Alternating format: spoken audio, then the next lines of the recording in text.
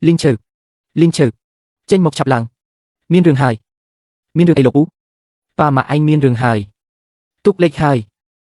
Dây kế. Mấy nâng ai tờ rúi.ពួកគាត់này ná. Bà. Mà.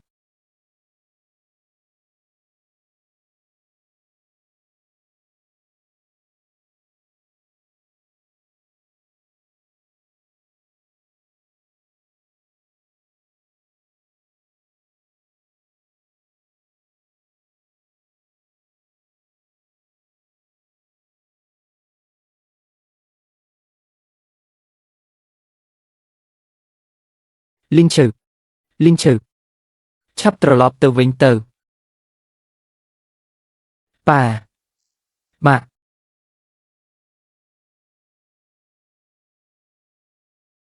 ប៉ាម៉ាក់ទុកលេខហើយតែសទ្រូងគ្រួសារលីនមិនអាចលេខទេខ្ញុំត្រូវតែទទួលខុសត្រូវរឿងនេះនាគមាសកាលពីយប់មិញមិនមែនជាសុបិនទេ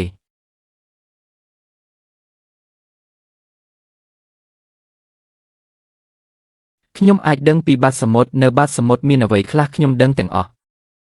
លីងឈើចេញមកសង្លុយប៉ាម៉ាក់ឯងខ្ចីលុយញើសឈាមពួកយើងមួយលានថ្ងៃនេះត្រូវតែមានការពន្យល់កុំពួនទៀតទុកបាត់មនុស្សស្លាប់លុយមិនអាចបាត់ទេខ្ញុំបាននិយាយតាំងពីយូរហើយថាគ្រួសារលីនមិនគួរទិញទុកនោះទេឥឡូវល្អហើយទុកលេខបំណុលនៅសល់លីនឈឺឯងជានិស្សិតទើបតែរៀនចប់តើមានអ្វីយកមកសងលុយខ្ញុំទទួលស្គាល់បំណុលខ្ញុំនឹងសងនិយាយស្រួលណាស់1លានឯងយកជីវិតមកសងមែនទេមួយខែ1លានដល់ពេលកំណត់បើខ្ញុំសងមិនបានផ្ទះដីនឹងទូកដែលនៅសល់ពួកលោកអាចចាត់ចែងបានតាមចិត្តមួយខែអញពិតជាអាចសងបានមែនខ្ញុំលីនឈឺនិយាយត្រូវតែធ្វើឲ្យបានល្អអ្នកទាំងអស់គ្នាបានឬហើយមួយខែសង1លានលីនឈឺខ្ញុំចង់ដឹងណាស់ថាជីវិតឯងមានតម្លៃដល់លុយនេះឬអត់បានហើយលីនឈឺយើងឃើញគេតាំងពីតូចមកប៉ាម៉ាក់គេក៏មិនមែនជាមនុស្សបោកប្រាស់ដែរមួយខែយើងទុកពេលឲ្យគេលីនឈឺមីងជឿជាក់លើឯងអ៊ំស្រីលុយអ៊ំខ្ញុំនឹងសងមុនគេវាងឆាយរងចាំខ្ញុំនៅទីនេះ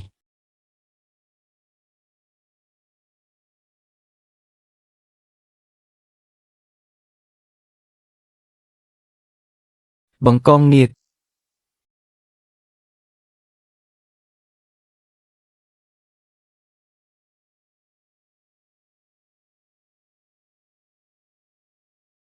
នេះហើយជាធម្មពលរបស់គុជនាគ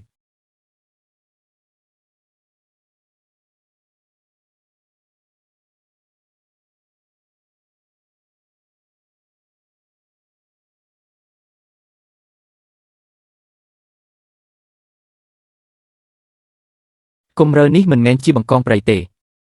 ពូជិនកាលពីខែមុនចាប់បានមួយទម្ងន់3ចិនលក់បាន30000ទាំង3នេះមួយទម្ងន់ជាង5ចិន1លានមិនឆ្ងាយទេបងឈើមិនបានអញមកទីនេះម្សិលមិញរឿងអ្នកភូមិទៅបិទផ្លូវផ្ទះបងខ្ញុំបានទៅហើយទីនេះមាន50000បងយកទៅដោះស្រាយសិនទៅឯងចិត្តរៀបការហើយលុយនេះបងមិនអាចយកទេ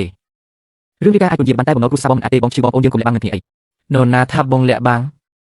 ក្នុងប្រអប់នេះមានអ្វី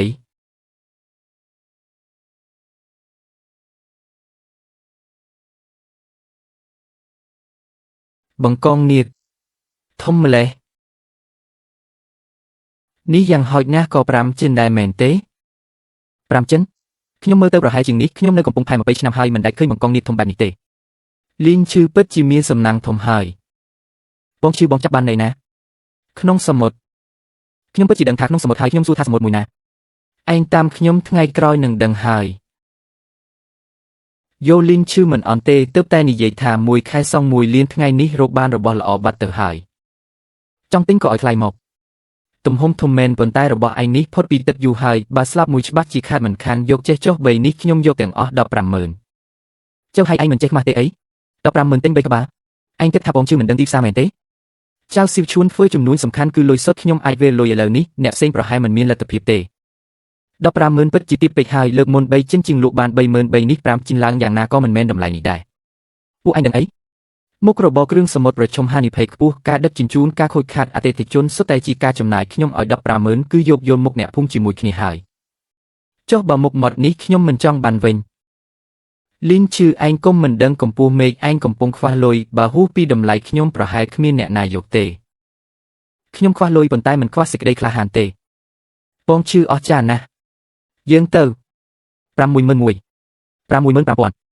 មួយហ្វូងនាំគ្នាមើលដល់ពេលត្រូវចេញលុយបែរជាស្ងាត់ឈឹងលីនឈឺ71000 3ក្បាល21000ខ្ញុំវេលុយឲ្យលើនេះបងឈឺ70000ក៏មិនចាត់ទុកថាទាបដែររបស់ល្អមិនខ្លាចគ្មានអ្នកទិញទេឯងនៅចង់រងចាំអ្នកណាទៀតមនុស្សនៅសន្តាគារធំក្នុងក្រុងគេនឹងចំណាយពេលមកទីនេះដើម្បីឯងឬអ្នកណានិយាយថាមិនមក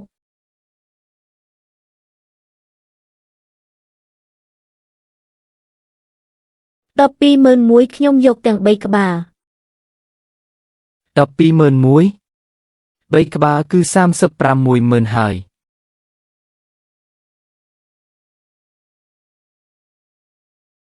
អ្នកនេះប្រកាសទេបង្កងលំដាប់នេះគឺស័ក្តិសមនឹងតម្លៃនេះហើយ120,001 3ក្បាល350,000វេលុយឥឡូវនេះកញ្ញាសេនអ្នកនាងឲ្យតម្លៃនេះខ្ពស់ពេកហើយនេះគ្រាន់តែជាបង្កងប៉ុន្មានក្បាលសោះសម្រាប់មនុស្សធម្មតាវាជាបង្កងតែសម្រាប់សន្តាគារវ៉ងឆៅវាគឺជាមុខមាត់នៃពិធីជប់លៀងយប់នេះធ្វើជំនួញក៏មិនអាចចេះតែដំឡើងថ្លៃផ្ដេសផ្ដាស់ដែរអំបញ្ញមិញលីនឈឺស្ទើរតែលក់ឲ្យខ្ញុំទៅហើយខ្ញុំយកព្រមលក់ឲ្យលោកតាំងពីពេលណាលោកចង់បាន3ក្បាលក្នុងតម្លៃ150,000ឲ្យ720,001ក្បាលហើយនៅធ្វើខ្លួនជាអ្នកចិត្តទូលីទៀតឥឡូវគេឲ្យ120,001ក្បាលលោកអញប្រញាប់អីលើកនេះជើហៃស៊ីឡាក់មិនបានសម្រេចទេនៅចង់សម្លុតលីនឈឺថានៅក្មេងមិនដឹងតម្លៃទៀតលីនឈឺធ្វើចំនួនគេគិតឲ្យបានវែងឆ្ងាយថ្ងៃនេះឯងមិនទុកមុខឲ្យយើងថ្ងៃក្រោយនៅកំពង់ផែនេះប្រហែលជាមិនងាយស្រួលទេខ្ញុំពឹងលើសមត្ថភាពខ្លួនឯងដើម្បីរស់មិនមែនពឹងលើមុខមាត់របស់លោកទេសម្ដីនេះខ្ញុំចូលចិត្តលោកលីនខ្ញុំយកទំនិញនេះហើយអគ្គនាយិកាសេនទាំង3ក្បាលសុទ្ធតែមានទម្ងន់ជាង5ចិនរូបរាងល្អឥតខ្ចោះស័ក្តិសមខ្លាំងណាស់សម្រាប់ទទួលបាន35,000យប់នេះបងឈឺ360,000 360,000ក្នុងមួយថ្ងៃម្សិលមិញនៅមានគេមកបិទទ្វារទារបំណុលថ្ងៃនេះរកបាន360,000គ្រាន់តែជាការចាប់ផ្ដើមរើបំរាស់បានហើយសំណាងល្អតែម្ដងក៏ចាត់ទុកខ្លួនឯងជាកំពូលអ្នកនេសាទទៅហើយសំណាងល្អក៏ប្រសើរជាងចិត្តខ្មៅដូចលោកដែរសមុទ្រមិនមែនជារបស់ផ្ទះលោកទេថ្ងៃនេះឲ្យឯងរើបានបង្កង3ក្បាលចុះថ្ងៃស្អែកឯងអាចរើបានលោកនឹងដឹងហើយលោកលីនថ្ងៃក្រោយបើសិនមានទំនិញល្អកម្រិតនេះសូមតាក់ទងមកខ្ញុំជាបន្ទាន់តម្លៃដែលសន្តាគារវ៉ងឆៅឲ្យលោកគឺច្បាស់ជាខ្ពស់ជាងទីផ្សារមិនខានកញ្ញាសេងពិតជាត្រង់ទៅត្រង់មកមែនបើមានរបស់ល្អខ្ញុំនឹងរកអ្នកនាងមុនគេខ្ញុំមើលថាគ្រួសារលោកជំពាក់បំណុលគេ1លានបាទមួយថ្ងៃ35,000លោកនឹងឆាប់សឹងអស់ហើយមិនមែនឆាប់ទេគឺប្រកាសជាសឹងអស់ខ្ញុំរងចាំទំនិញជើងក្រោយរបស់លោកបងឈឺនិយាយមែននេះវាហួសហេតុពេកហើយបង្កងទម្ងន់5ចិន3ក្បាលនេះតើបងចាប់វាបានដោយរបៀបណាចង់ដឹងទេថ្ងៃស្អែកទៅចេញសមុទ្រជាមួយខ្ញុំបងពិតជាចង់នេសាទមែនបើមិនអីចឹងទេ1លាននោះសងយ៉ាងម៉េចប៉ុន្តែនេសាទមិនមែនមើលសិភៅក៏អាចចេះទេលើកនេះប្រហែលជាសំណាងពិតមែនហើយអញ្ចឹងថ្ងៃស្អែកខ្ញុំនឹងឲ្យឯងមើលថាសមត្ថភាពជាអ្វីបានថ្ងៃស្អែកខ្ញុំជាអ្នកបើកទូកបើសិនជាបងនៅតែអាចរកបានទំនិញល្អទៀតថ្ងៃក្រោយខ្ញុំនឹងស្ដាប់តាមបងរហូតប៉ាម៉ាក់ថ្ងៃនេះរកបាន360,000ជំពាក់1លានខ្ញុំនឹងឆាប់សងគេឲ្យអស់លីនឈឺនៅផ្ទះទេមីងគឺគេថាថ្ងៃនេះឯងលក់បង្កងបានលុយជាង30,000មីងចិត្តសម្រាលកូនហើយនៅផ្ទះសំបីតែលុយពិនិត្យផ្ទៃពោះក៏រកមិនបានផងលុយដែលប៉ាម៉ាក់ឯងធ្លាប់ខ្ចីមីងពីមុនឯងអាចសងមីងខ្លះសិនបានទេអ៊ំស្រីអ៊ំនិយាយអីអញ្ចឹងកាលពីមុនអ៊ំអាចឲ្យប៉ាម៉ាក់ខ្ញុំខ្ចីលុយគឺដោយសារជឿទុកចិត្តគ្រួសារខ្ញុំលុយនេះឲ្យតែខ្ញុំមានខ្ញុំច្បាស់ជាសងវិញឯងពិតជាព្រមសងមែនខ្ញុំវេឲ្យលើនេះទទួលបានហើយពិតជាទទួលបានមែនលីនឈឺយើងពិតជាមើលមនុស្សមិនខុសមែនឯងដូចជាប៉ាម៉ាក់ឯងអីចឹងសុទ្ធតែជាមនុស្សដែលរក្សាពាក្យសន្យាអ៊ំស្រីថែរក្សាសុខភាពខ្លួនឯងសិនទៅលុយរបស់បងប្អូនអ្នកភូមិមិនអាចពន្យាពេលទេពូឈិនថ្ងៃនេះខ្ញុំរកលុយបានខ្លះពូផ្ញើលេខកនីមកខ្ញុំសងពូ20,000សិនរឿងរបស់ឯងពូបានលឺហើយអាចចាប់បានបង្កងទម្ងន់5ចិនបញ្ជាក់ថាឯងកើតមកដើម្បីមុខរបរនេះហើយកុំអើសងលុយអ្វីដែលឯងខ្វះខាតបំផុតពេលនេះមិនមែនការសងលុយទេគឺទូកមួយគ្រឿងយកលុយនេះទៅទិញទូករកលុយបានចាំសងពូកុំឲ្យពូមើលមនុស្សខុសពូឈិនអរគុណពូហើយកុំនិយាយពីអរគុណច្រើនពេកខិតខំធ្វើការទៅកុំធ្វើឲ្យប៉ាម៉ាក់ឯងខកបំណងលុយ1លានខ្ញុំត្រូវតែរកឲ្យបានឲ្យលឿនបំផុតបងឈឺឃើញទេនេះគឺជាទូករបស់ខ្ញុំចាស់បន្តិចមែនតែទូកចាស់ទៅនឹង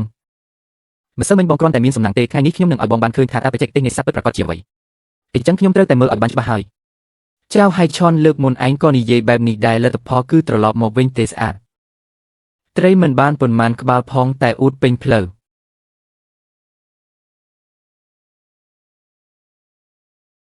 នោះមកពីអាកាសធាតុមិនល្អទេថ្ងៃនេះមិនដូចគ្នាទេបងប្អូនខ្ញុំមានរិស័យល្អខ្ញុំមានបច្ចេកទេសធានាគុណដងឯងក៏ទៅដែរឡើងទូកបានតែមិនឲ្យរត់ផ្ដេសផ្ដាស់ទេបងឈឺមើលឲ្យច្បាស់សមុទ្រនេះច្បាស់ជាមានត្រីលើកមុនខ្ញុំបានទីនៅទីនេះត្រីកាម៉ុងរាប់ម៉ឺនក្បាលស្ទើរតែធ្វើឲ្យទូកលិចទៅហើយសៀវឈួនស្ដាប់បងទៅសមុទ្រនេះគ្មានត្រីទេបងឈឺខាងរៀនសូត្រខ្ញុំព្រមចាញ់បងតែរឿងចាប់ត្រីបងមិនដល់ខ្ញុំទេបានបន្តិចទៀតគុំយំអ្នកយំគឺចៅឆ្កែបើមិនអញ្ចឹងទេយើងទាំងពីរអ្នកភ្នាល់គ្នាម្នាក់ជ្រើសរើសសមុទ្រមួយកន្លែងទម្លាក់សំណាញ់បើអ្នកណាបានច្រើនជាងថ្ងៃក្រោយត្រូវស្ដាប់អ្នកនោះនេះឯងជាអ្នកនិយាយណាខ្ញុំច្បាស់ជាមិនចាញ់ទេសុទ្ធតែត្រីចាមក្រហមទំហំក៏មិនតូចដែរបញ្ឈប់ទុកទម្លាក់សំណាញ់នៅទីនេះបងឈឺទឹកនៅទីនេះស្ងាត់ពេកហើយមិនដូចជាមានត្រីសោះស្ដាប់ខ្ញុំទៅបានចាញ់ក៏ឲ្យបងចាញ់ដោយអស់ចិត្តដែរបងឈឺខ្ញុំឈ្នះបែបនេះហាក់ដូចជាមិនសូវយុត្តិធម៌សោះសង្ឃឹមថាបន្តិចទៀតបងនៅតែអាចអួតបែបនេះទៀតមកហើយត្រៀមខ្លួនមើលអភូតហេតុនេះឬដែលឯងថាត្រីកាម៉ុងរាប់ម៉ឺនក្បាលនោះចម្លែកណាស់លើកមុនខ្ញុំមកទីនេះពិតជាមានត្រីច្រើនណាស់គុំនិយាយទៀតទៅខាងខ្ញុំវិញឲ្យឯងមើលថាតើត្រីធំមានរូបរាងយ៉ាងម៉េច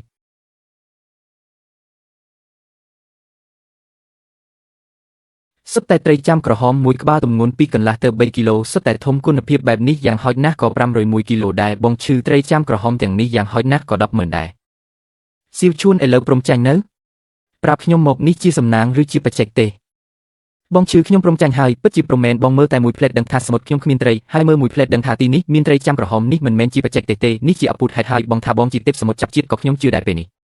កុំតន់លុបជង្គង់ប្រញាប់ធ្វើការសិនដោះត្រីចេញមកភ្លឹងទម្ងន់គិតលុយទទួលបញ្ជាបងឈឺបងឈឺសរុប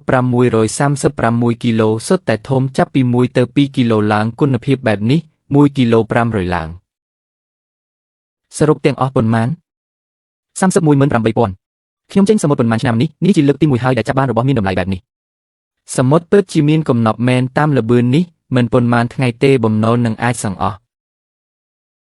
តោះត្រឡប់ទៅលក់យកលុយសៀវឈួនលើកនេះចាប់បានត្រីតូចកំពឹសអីទៀតហើយលោកពូយាយពូមើងងីនរណាគេនឹងលើកនេះខ្ញុំសុទ្ធតែបានត្រីចាំក្រហមធំត្រឹមឯងក៏មានត្រីចាំក្រហមដែរគុំយកត្រីតូចប៉ុន្មានក្បាលមកបោកប្រាស់ខ្ញុំទៀតបើកភ្នែកធំមើលឲ្យច្បាស់សុទ្ធតែត្រីចាំក្រហមធំភ្នោដូនតាឯងហុយផ្សែងហើយនេះវាមិនគួរឲ្យជឿពេកទេមួយក្បាលតូចក៏គ្មានដែរទំនិញមួយទុកនេះស្មើនឹងចំណូលខ្ញុំកន្លះឆ្នាំទៅហើយសៀវជួនលើក្រោយចេញសមុទ្រយកខ្ញុំទៅផងខ្ញុំធ្វើគុណកញ្ជាឯងគុំរកខ្ញុំមានសមត្ថភាពឯណាហ្វូងត្រីទាំងនេះសុទ្ធតែបងឈឺជាអ្នករកខ្ញុំថាអញ្ចឹងមែនអាល្អិតឯងពីមុនសុទ្ធតែចាប់បានត្រីតូចកំពឹសលើកនេះមិនក៏ស្រាប់តែបើកភ្នែកធំអញ្ចឹងតើមានអ្នកខ្លាំងនាំឯងលីនឈឺម៉ាក់ប៉ាពីមុនក៏ជាអ្នកចាប់ត្រីពូកែដែរខ្ញុំមើលទៅលីនឈឺខ្លាំងជាងម៉ាក់ប៉ាគេទៀតស៊ីវជួន1គីឡូ450ត្រីចាំក្រហមទាំងនេះខ្ញុំមកទាំងអស់ខ្ញុំសម្រេចចិត្តមិនបានទេពូត្រូវស៊ូបងឈឺអ្នកនាងសិនខ្ញុំនៅទីនេះមានត្រីចាំក្រហមជាង500គីឡូចាប់ពី2គីឡូឡើងគុណភាពល្អណាស់យក1គីឡូ550ខ្ញុំយកទាំងអស់លោកចាំខ្ញុំទៅឥឡូវហ្នឹងលីនឈឺ451គីឡូខ្ញុំអាចផ្ទេរប្រាក់ឲ្យឥឡូវនេះសុំទោសមានគេយកហើយធ្វើជំនួញត្រូវគិតពីអ្នកមកមុនមកក្រោយខ្ញុំជាអ្នកឲ្យតម្លៃមុនពូឲ្យតម្លៃមុនមិនប្រកាសថាខ្ញុំត្រូវតែលក់ឲ្យពួយណាពិតជារបស់ល្អមែនលោកលីនខ្ញុំនៅតែឲ្យ550បងលុយទាំងអស់ពេលនេះអ្នកនាងសិនសរុប636គីឡូគុណភាពល្អណាស់សុទ្ធតែទំហំធំលើក200ហើយបំពេញឲ្យគ្រប់ចំនួនថ្ងៃក្រោយរបស់បែបនេះតាក់ទងខ្ញុំមុនគេលីនឈឺលោកពិតជាខ្លាំងមែនចេញដៃ2ដងសុទ្ធតែបានត្រីកំពូសំណាងល្អទេម្ដងជាសំណាងតែ2ដងមិនមែនទេខ្ញុំចង់ពឹងលោកជួយរករបស់មួយប្រភេទត្រីលឿងព្រៃទម្ងន់3គីឡូ3គីឡូឡើងមានប៉ុន្មានខ្ញុំយកប៉ុណ្ណឹងតម្លៃខ្ពស់ជាងទីផ្សារ 30% ត្រីលឿងព្រៃ3គីឡូឡើងអ្នកផ្សេងពិបាករកតែខ្ញុំមិនដូចគ្នាទេខ្ញុំអាចមើលឃើញក្នុងសមុទ្របើលោកអាចរកបានលើកនេះចាត់ទុកថាខ្ញុំជំពាក់គុណលោកមួយ ថ្ងៃស្អែកម៉ោងនេះចាំខ្ញុំនៅកំពង់ផែ ល្អលីងឈឺខ្ញុំចាំដំណឹងលោក បងឈឺត្រីលឿងព្រៃ3គីឡូឡើងមិនងាយរកទេរបស់នឹងដូចរៀបរកកំជុលក្នុងសមុទ្រអញ្ចឹងនោះជាអ្នកផ្សេងក៏មែនបងឈឺជាទេពសមុទ្រចាប់ជាតិកុំបញ្ចូលពេកបងឈឺបងឲ្យខ្ញុំច្រើនម្លេះកុំអីខ្ញុំគ្រាន់តែបើកទូកមិនបានធ្វើអីសោះបើឯងមិនយកថ្ងៃក្រោយមិនបាច់ចេញសមុទ្រជាមួយខ្ញុំទៀតទេខ្ញុំ2ថ្ងៃរកបានជាង70,000ឯងគិតថាខ្ញុំខ្វះលុយ70000នេះមែនទេអាយុមិនច្រើនសម្ដីមិនតូចសោះ2ថ្ងៃនេះមានសំណាងបានរបស់ល្អខ្លះហ៊ានអួតថានឹងចាប់បានត្រីលឿងព្រៃទម្ងន់3គីឡូពិតជាមិនដឹងមេឃខ្ពស់ដីទាបមែនអញជាអាទិទេពសមុទ្រចាប់ជាតិមែនទេត្រីបាឡាតមានទម្ងន់លើ3គីឡូលេងជាអញពិតជាគិតថាសមុទ្រជាស្រះត្រីទេឯងមែនទេហៅហេនិយាយឲ្យស្រួលបួលបន្តិចអាចរកបានឬអត់មិនមែនអញជាអ្នកសម្រេចទេខ្ញុំលក់គ្រឿងសមុទ្រប៉ុន្មានឆ្នាំនេះមិនហ៊ាននិយាយថាអាចរកបានត្រីបាឡាតមាស3គីឡូទេឯងមានសមត្ថភាពអីអញចេះទៅ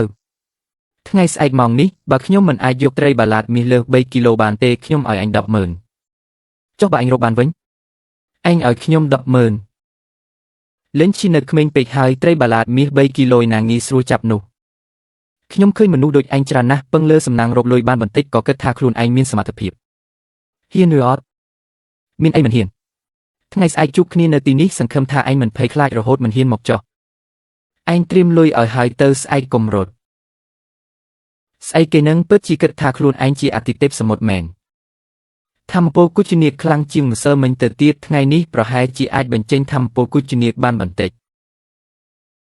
មិនដឹងថារបស់នេះមានប្រយោជន៍សម្រាប់ខ្ញុំឬអត់នេះជាគុជនីកកំពុងកែប្រែរាងកាយខ្ញុំមួយដៃទម្លុះជញ្ជាំងខ្ញុំឥឡូវខ្លាំងម្ល៉េះហៅហេថ្ងៃស្អែករងចាំយកលុយមកឲ្យចុះមានគុជនីកនៅទីនេះកុំថាឡើយត្រីបាឡាតមាស3គីឡូទ្រព្យសម្បត្តិក្នុងសមុទ្រនេះមិនយូរមិនឆាប់ជារបស់ខ្ញុំទាំងអស់លេងជីពិតជាទៅចាប់ត្រីបាឡាតមាស3គីឡូមែនអីខ្ញុំនេសាទរាប់សិបឆ្នាំហើយមិនដែលឃើញត្រី3គីឡូប៉ុន្មានក្បាលទេក្មេងអញ្ចឹងហើយរកលុយបានបន្តិចក៏គិតថាសមុទ្រស្តាប់តាមវាលេងឈីនិយាយឲ្យហើយចាប់ត្រីមិនបានគុំទៅផ្សារទិញមួយក្បាលមកបបខ្ញុំហៅហេឯងមានអីអស្ចារ្យរាវជួនឆ្លុះជាមួយវាមិនបានការទេត្រៀមលុយឲ្យហើយទៅហើមាត់រឹងត្រីចាំមកត្រីបារ៉ាគូដាត្រីខ្សាច់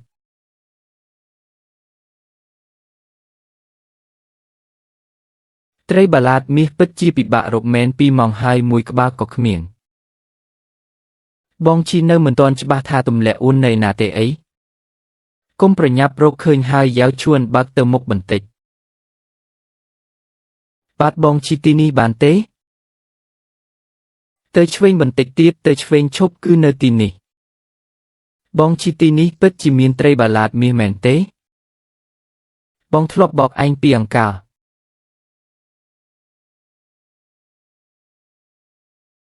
បងជីមានចលនាហើយទីងអ៊ូនមក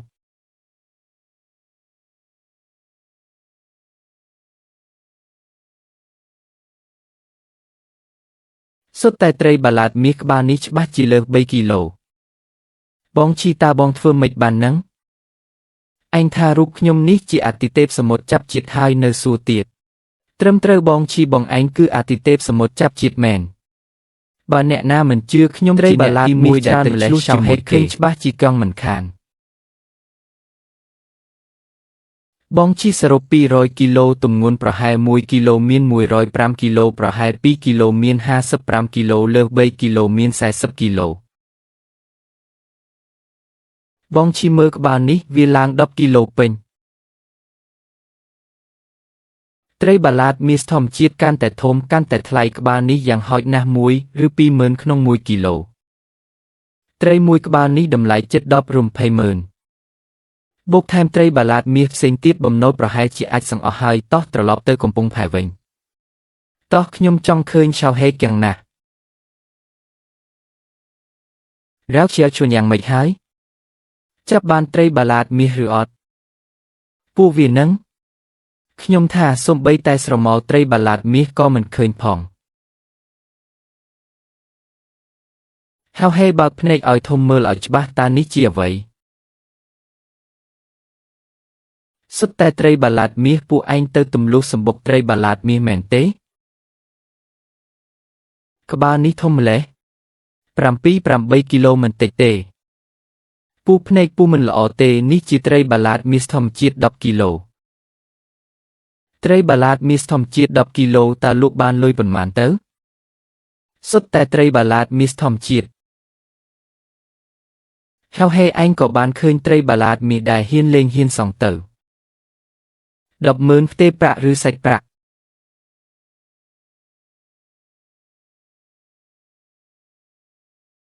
នរណាដឹងថាត្រីទាំងនេះពួកឯងទិញមកឬអត់ពួកឯងមានភស្តុតាងបញ្ជាក់ថាពួកឯងនេសាទខ្លួនឯងឬទេចៅហេឯងចង់លេងខូចមែនទេនេះមិនមែនលេងខូចទេ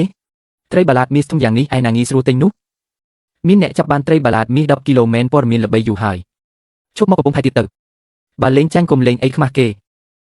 បើគ្មានភស្តុតាងទេកុំសង្ឃឹមថាខ្ញុំសារភាពសោះខ្ញុំដឹងហើយថាឯងនឹងរកលេអញ្ចឹងចាប់តាំងពីការទម្លាក់សំណាញ់រហូតដល់ប្រមូលត្រីខ្ញុំបានថតវាទុកទាំងអស់ជើហើយឃើញច្បាស់ទេមិនសូវមិញខ្ញុំគ្រាន់តែនិយាយលេងសាច់ទេហើយអ្នកទាំងអស់គ្នាចាត់ទុកវាជាការពិតមិនអីទេមិនបាច់ខ្វល់ពីគេទេលក់ត្រីសំខាន់ជាងលីងឈឺតើអ្នកពិតជាចាប់បានមែនទេមានទំហំធំហើយគុណភាពល្អជាប្រភេទរស់នៅតាមធម្មជាតិទៀតខ្ញុំនឹងយកត្រីក្រហមទាំងអស់នេះកញ្ញាសេងអ្នកអាចកំណត់តម្លៃខ្លួនឯងបានត្រី10 គីឡូនេះ250000ក្នុងមួយក្បាលគិតយ៉ាងម៉េចដែរ250,000ត្រីក្រហមផ្សេងទៀតសរុបមានចំនួន450,000បូកនឹងត្រីធំបំផុតនេះសរុប700,000ទទួលប្រាក់700,000 យ៉នទទួលបានហើយអរគុណកញ្ញាសេងខ្ញុំគួរតែជាអ្នកអរគុណអ្នកប្រសិនបើមានទំនិញល្អបែបនេះនៅពេលអនាគតសូមតាក់ទងមកខ្ញុំឲ្យបានឆាប់តាមដែលអាចធ្វើទៅបានពូចេនប្រាប់បងប្អូនអ្នកភូមិឲ្យមកផ្ទះខ្ញុំថ្ងៃនេះខ្ញុំនឹងសងបំណុលហើយមួយរយៈនេះអ្នកភូមិដឹងរឿងអ្នកនេសាទត្រីគ្រប់គ្នាថ្ងៃទី2គឺត្រីបំព្រូងថ្ងៃទី3គឺត្រីក្រហមខ្ញុំចង់ទៅសមុទ្រជាមួយអ្នកដែរហើយពូមីងកាគ្រួសារខ្ញុំជួបលំបាកគឺអ្នកទាំងអស់គ្នាហើយដែលបានជួយពួកយើងថ្ងៃនេះសូមឲ្យអ្នករាល់គ្នាយកលិខិតសន្យាចេញមកហើយខ្ញុំនឹងសងម្ដងមួយ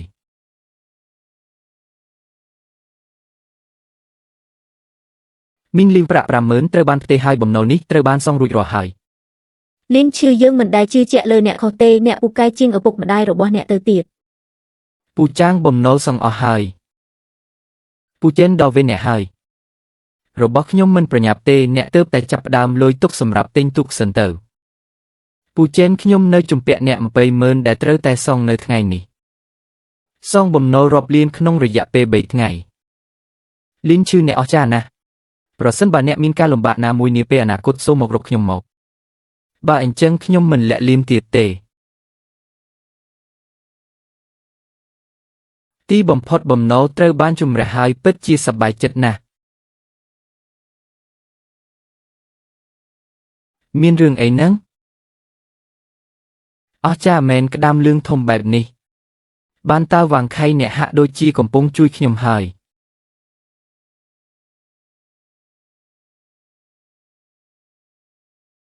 អាឡូស៊ីជួន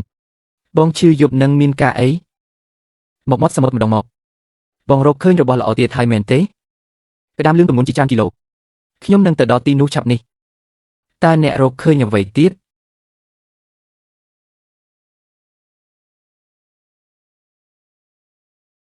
គូជំនាញកាន់តែខ្លាំង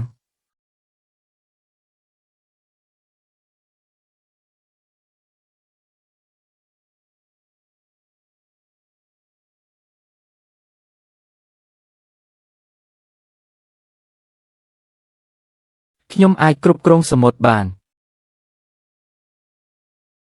គូជំនាញនេះអស្ចារ្យណាស់មិននឹកស្មានថាអ្នកមានសមត្ថភាពនេះសោះកុំភ្លេចស្វែងរករបស់បែបនេះឲ្យបានច្រើនទៀតទៅថ្ងៃអនាគត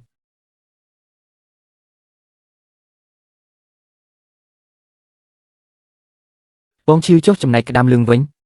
ក្តាមលឿងប៉ុន្មានគីឡូនោះនៅណានៅទីនោះ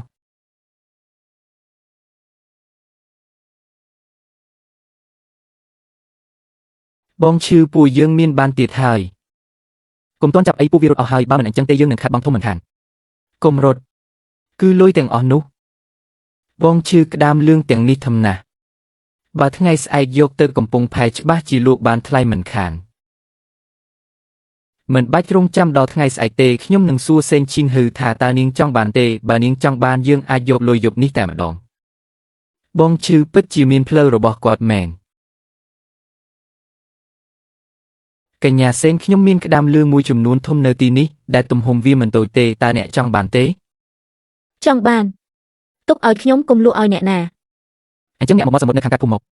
បងឈឺពិតជាពូកែមែនលុយរត់មករកដល់ទីកន្លែងហើយមើលទំនិញឲ្យបានល្អសិនកុំឲ្យវារួចកញ្ញាសេនអ្នកដែលទូរស័ព្ទមកអំបញ្ញមិញនេះជាលៀនឈឺមែនទេលៀនឈឺដែលត្រូវបានគេនិយាយជាច្រើននៅក្នុងហៃឆឹងថ្មីនេះមែនទេម្នាក់ដែលរកលុយបានរាប់លានអ្នកពីការនេសាទ3ថ្ងៃជាប់គ្នាមែនទេគឺជាគាត់ហើយគាត់ទើបតែប្រមូលក្តាមលឿងបានមួយចំនួនធំខ្ញុំត្រូវតែទៅមើលដោយផ្ទាល់បងស្រីសេនពួកយើងទៅដែរ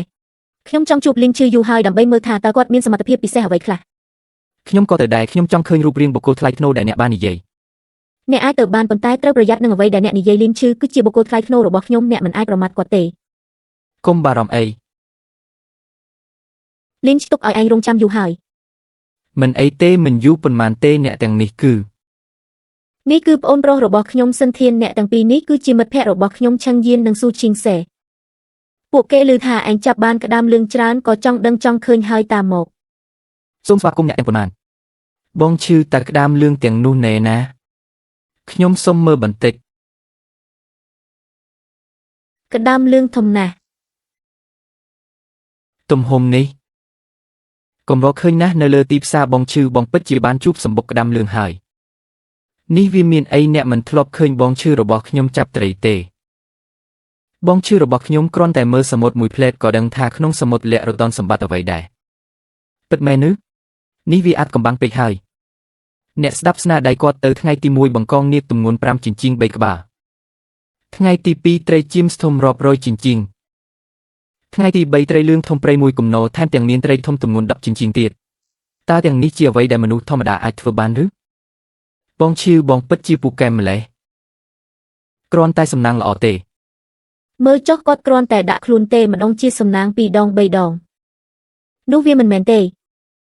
បងឈឺពិតជាពូកែមែនខ្ញុំទើបតែជាលើកដំបូងថាមានអ្នកចាប់ត្រីបែបនេះពណ៌ល្អណាស់ហើយក៏ធំដែរខ្ញុំយករបស់ទាំងនេះទាំងអស់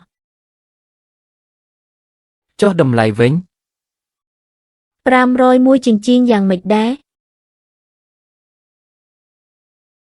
បងឈឺសរុប1003ចិញ្ចៀងក្តាមលឿងជាង1000ចិញ្ចៀងនេះវាហួសហេតុពេកហើយមិនយក3ចិញ្ចៀងនោះទេគិតត្រឹម1000ចិញ្ចៀងចុះទទួលបាន500,000យន់បងឈឺ500,000ទៀតហើយបងឈឺថ្ងៃស្អែកបងចេញទៅសមុទ្រម៉ោងប៉ុន្មានមានរឿងអីតើអាចនាំពួកយើងទៅបានទេខ្ញុំចង់មើលថាតើបងរកត្រីយ៉ាងម៉េចការចេញទៅសមុទ្រមិនមែនសម្រាប់លេងទេមានគ្រោះថ្នាក់ខ្លះពួកយើងមិនខ្លាចទេម្នាក់10,000យន់ពួកយើងមិនយកត្រីទេគ្រាន់តែចង់ដកពិសោធន៍ពីភាពរំភើបក្នុងការចាប់ត្រីធំការគិតរបស់អ្នកមានពិតជាខុសគ្នាមែនបើរំខានបដិសេធគាត់ទៅជាការពិតបើមិនអីទេបន្ថែមខ្ញុំម្នាក់ទៀតយល់ព្រមជួបគ្នានៅផែព្រឹកស្អែកល្អណាស់ថ្ងៃស្អែកខ្ញុំនឹងមកឲ្យទាន់ពេលបងឈឺថ្ងៃស្អែកសង្ឃឹមលើបងហើយចាប់បានត្រីសមុទ្រធំខ្ញុំនឹងអាចបង្ហោះក្នុង Moments បានកុំបារម្ភតាមបងឈឺធានាថាមិនខាតទេបងឈឺថ្ងៃនេះអាចស្ទូចបានត្រីធំទេគឺពឹងលើបងហើយកុំបារម្ភអីមិនឲ្យអ្នកទាំងអស់គ្នាខាតទេថ្ងៃនេះខ្ញុំគ្រាន់តែចង់មើលថាតើបងពិតជាពូកែដូចគេនិយាយមែនឬអត់បន្តិចទៀតកុំព្រិចភ្នែកពេលបងឈឺរបស់ខ្ញុំបញ្ចេញស្នាដៃសំបីតែសមុទ្រក៏ត្រូវទប់មុខឲ្យគាត់ដែរបានឬទេពួកគេសុំឲ្យលីនឈ្នំចេញទៅសមុទ្រម្នាក់10000ឈួតហើយមែនទេមិនមើលថាអ្នកណានាំទៅតើប៉ុន្មានថ្ងៃនេះលីនចាប់បានរបស់ល្អប៉ុន្មានសំណាងល្អពីថ្ងៃហើយគាត់ពិតជាគិតថាខ្លួនឯងជាព្រះសមុទ្រមែនខ្ញុំគិតថាបើថ្ងៃនេះគាត់ស្ទូចត្រីមិនបានអ្នកមានទាំងនេះនឹងជេរគាត់ឲ្យស្លាប់មិនខានចុះហើយឯងនៅមានមុខមកទៀតពេលណាទើបឯងសង្លុយ100,000ដែលជំពាក់បងឈឺរបស់ខ្ញុំនោះគ្រាន់តែជារឿងលេងសើចទេពួកឯងនៅយកជាការមែនទែនទៀតស៊ីវជន់កុំខាត់ពេកជាមួយមនុស្សតូចតាចបាទតាមបងឈឺឡើងទុកបងឈឺតាត្រីនៅទីណានៅទីនេះខាងស្ដាំមានហ្វូងត្រីជៀមទំហំមិនសូវធំទេខាងមុខមានហ្វូងត្រីស្បែកការអាចទម្លាក់សំណាញ់បានតំបន់ទឹកតាក់ខាងឆ្វេងគ្មានរបស់មានតម្លៃទេបងគ្រាន់តែមើលមួយផ្លែតក៏ដឹងដែរគ្រាន់តែសាំទៅបានហើយមានត្រីតុកកែទេ ខ្ញុំចង់ស្ទូចត្រីតុកកែ ទីនេះគ្មានទេប៉ុន្តែខ្ញុំដឹងថាវានៅណា ពិតមែនឬ សៀវជន់ឥឡូវទម្លាក់សំណាញ់នៅទីនេះខាងក្រោមមានហ្វូងត្រីស្បែកការបាទបន្ទាប់ពីទម្លាក់សំណាញ់រួចទៅតំបន់មកបរិទិតខាងឆ្វេងយកពម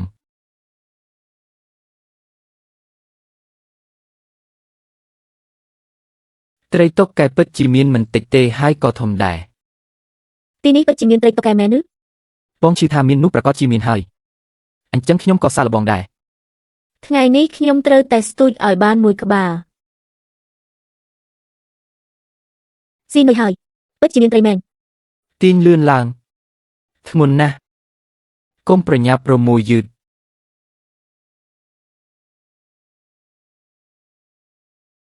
ត្រីនេះមិនតូចទេ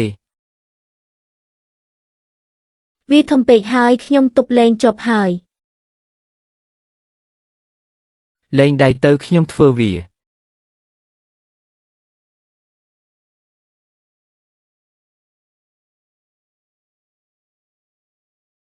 នេះវាធំពេកហើយ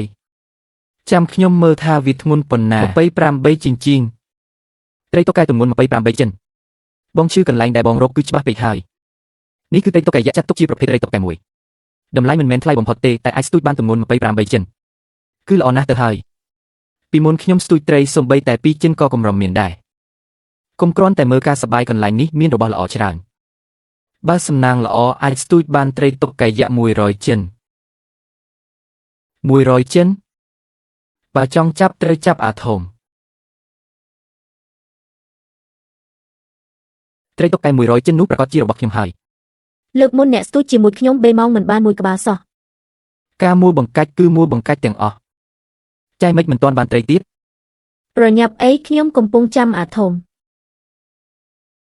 ចែបើស្ទូចមិនបានប្រាប់ត្រង់មកខ្ញុំអាចចែកឲ្យពីរបីក្បាល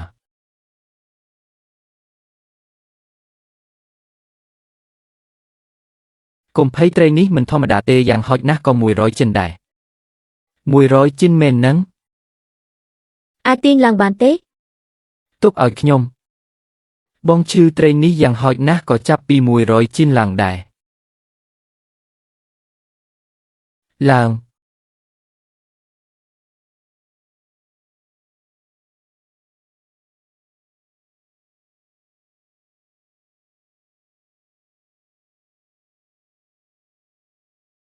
135មួយចិន 136ចិននេះជាត្រីធំបំផុតដែលខ្ញុំធ្លាប់ឃើញ ជីងហឺនាងក៏ពុកតែពេកហើយ ឃើញទេឈីងហឺថាចាំអាធំគឺចាំបានមែន ឥឡូវព្រំចាញ់នៅមិនគិតទេបើគុំតែបងឈឺជួយទាញត្រីនេះរត់បាត់យូរហើយនោះក៏ព្រោះតែខ្ញុំស្ទូចបានមុនដែរ សិនធានកុំរឹងមាត់ទៀតតែបងឈឺពិតជាពូកែមែនត្រីជាង100ចិនអាចទាញឡើងបានតែម្ដង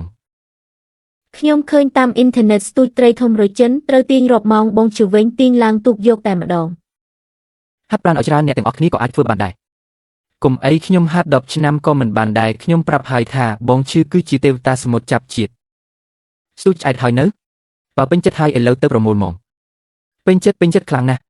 បងឈឺពាក្យចាំអារម្មណ៍ពិតជាត្រឹមត្រូវមែនខ្ញុំស្ទូចត្រីយូរហើយនេះជាលើកទី1ដែលសប្បាយដល់ម្លឹង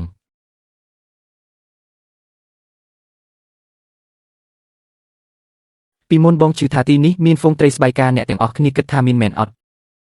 ខ្ញុំជឿបងឈឺថ្ងៃក្រោយអ្នកណាសង្ស័យបងឈឺខ្ញុំនឹងខឹងអ្នកនោះតោះដល់ពេលត្រូវមើលរឿងអស្ចារ្យហើយ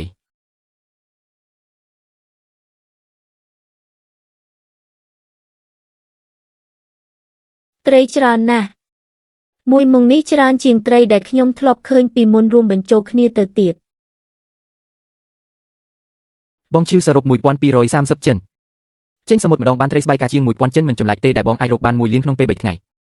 លបឿនរកលុយនេះលឿនពេកហើយ បងឈឺបងមានសមត្ថភាពយ៉ាងនេះគួរតែទៅសាកនៅសមុទ្រជ្រៅសមុទ្រជ្រៅមានរបស់ធំច្រើនដូចជាត្រីទូណាធំមួយក្បាលអាចដល់រាប់លានបងឈឺមានចំណាប់អារម្មណ៍ទេ ខ្ញុំក៏រៀងចង់ទៅនេសាទដែរហើយកុំគិតថាងាយស្រួលពេកនេះដោយសារលីនឈឺអាចធ្វើបានបើជាអ្នកនេសាទធម្មតាមួយថ្ងៃរកបាន10000ចាត់ទុកថាសំណាងហើយ ព ពួកគេនិយាយត្រូវហើយទោះសមុទ្ររករកលុយបានក៏មិនលឿនដូចរបស់ធំនៅសមុទ្រជ្រៅដែរបើអាចស្ទូចបានត្រីធូណាមួយចំនួននឹងមានលុយទិញទូកហើយខ្ញុំពិតជាមានគំនិតនេះមែនតែសមុទ្រជ្រៅត្រូវការទូកធំខ្ញុំឥឡូវនៅខ្វះលុយច្រើននេះមិនមែនជាបញ្ហាទេមានទូកចេញទៅស្ទូចត្រីនៅសមុទ្រជ្រៅជាពិសេសក៏អាចចូលតែបងបានអាចរកត្រីប៉ុន្មានត្រីធូណាធំមួយ3ថ្ងៃយកដើមវិញបានខ្ញុំក៏ចង់ទៅដែរសមុទ្ររំភើបដល់ថ្នាក់នេះសមុទ្រជ្រៅប្រកាសជាសប្បាយជាងបើអ្នកពិតជាចង់ទៅខ្ញុំអាចជួយតាក់ទងរកឲ្យបានបងឈឺអាចសាកល្បងបានបើស្ទូចបានត្រីធូណាជា100ជីនមែនមួយជីវិតនេះគឺសំបំណងហើយយ៉ាប់មែនមួយក្បាលក៏ស្កប់ស្កល់ហើយបងឈឺនេះមានន័យថាអ្នកទៅតាក់ទងទូកទៅគ្មានបញ្ហាមានបងឈឺមើលកន្លែងឲ្យតាត្រីធូណាណាមិនព្រមស៊ីសន្ទូចដល់ខ្លួនឯងនោះរឿងសមុទ្រជ្រៅចាំនិយាយគ្នាតាមក្រោយឥឡូវត្រឡប់ទៅផែសិនដើម្បីយកត្រីទាំងនេះទៅលក់អូខេ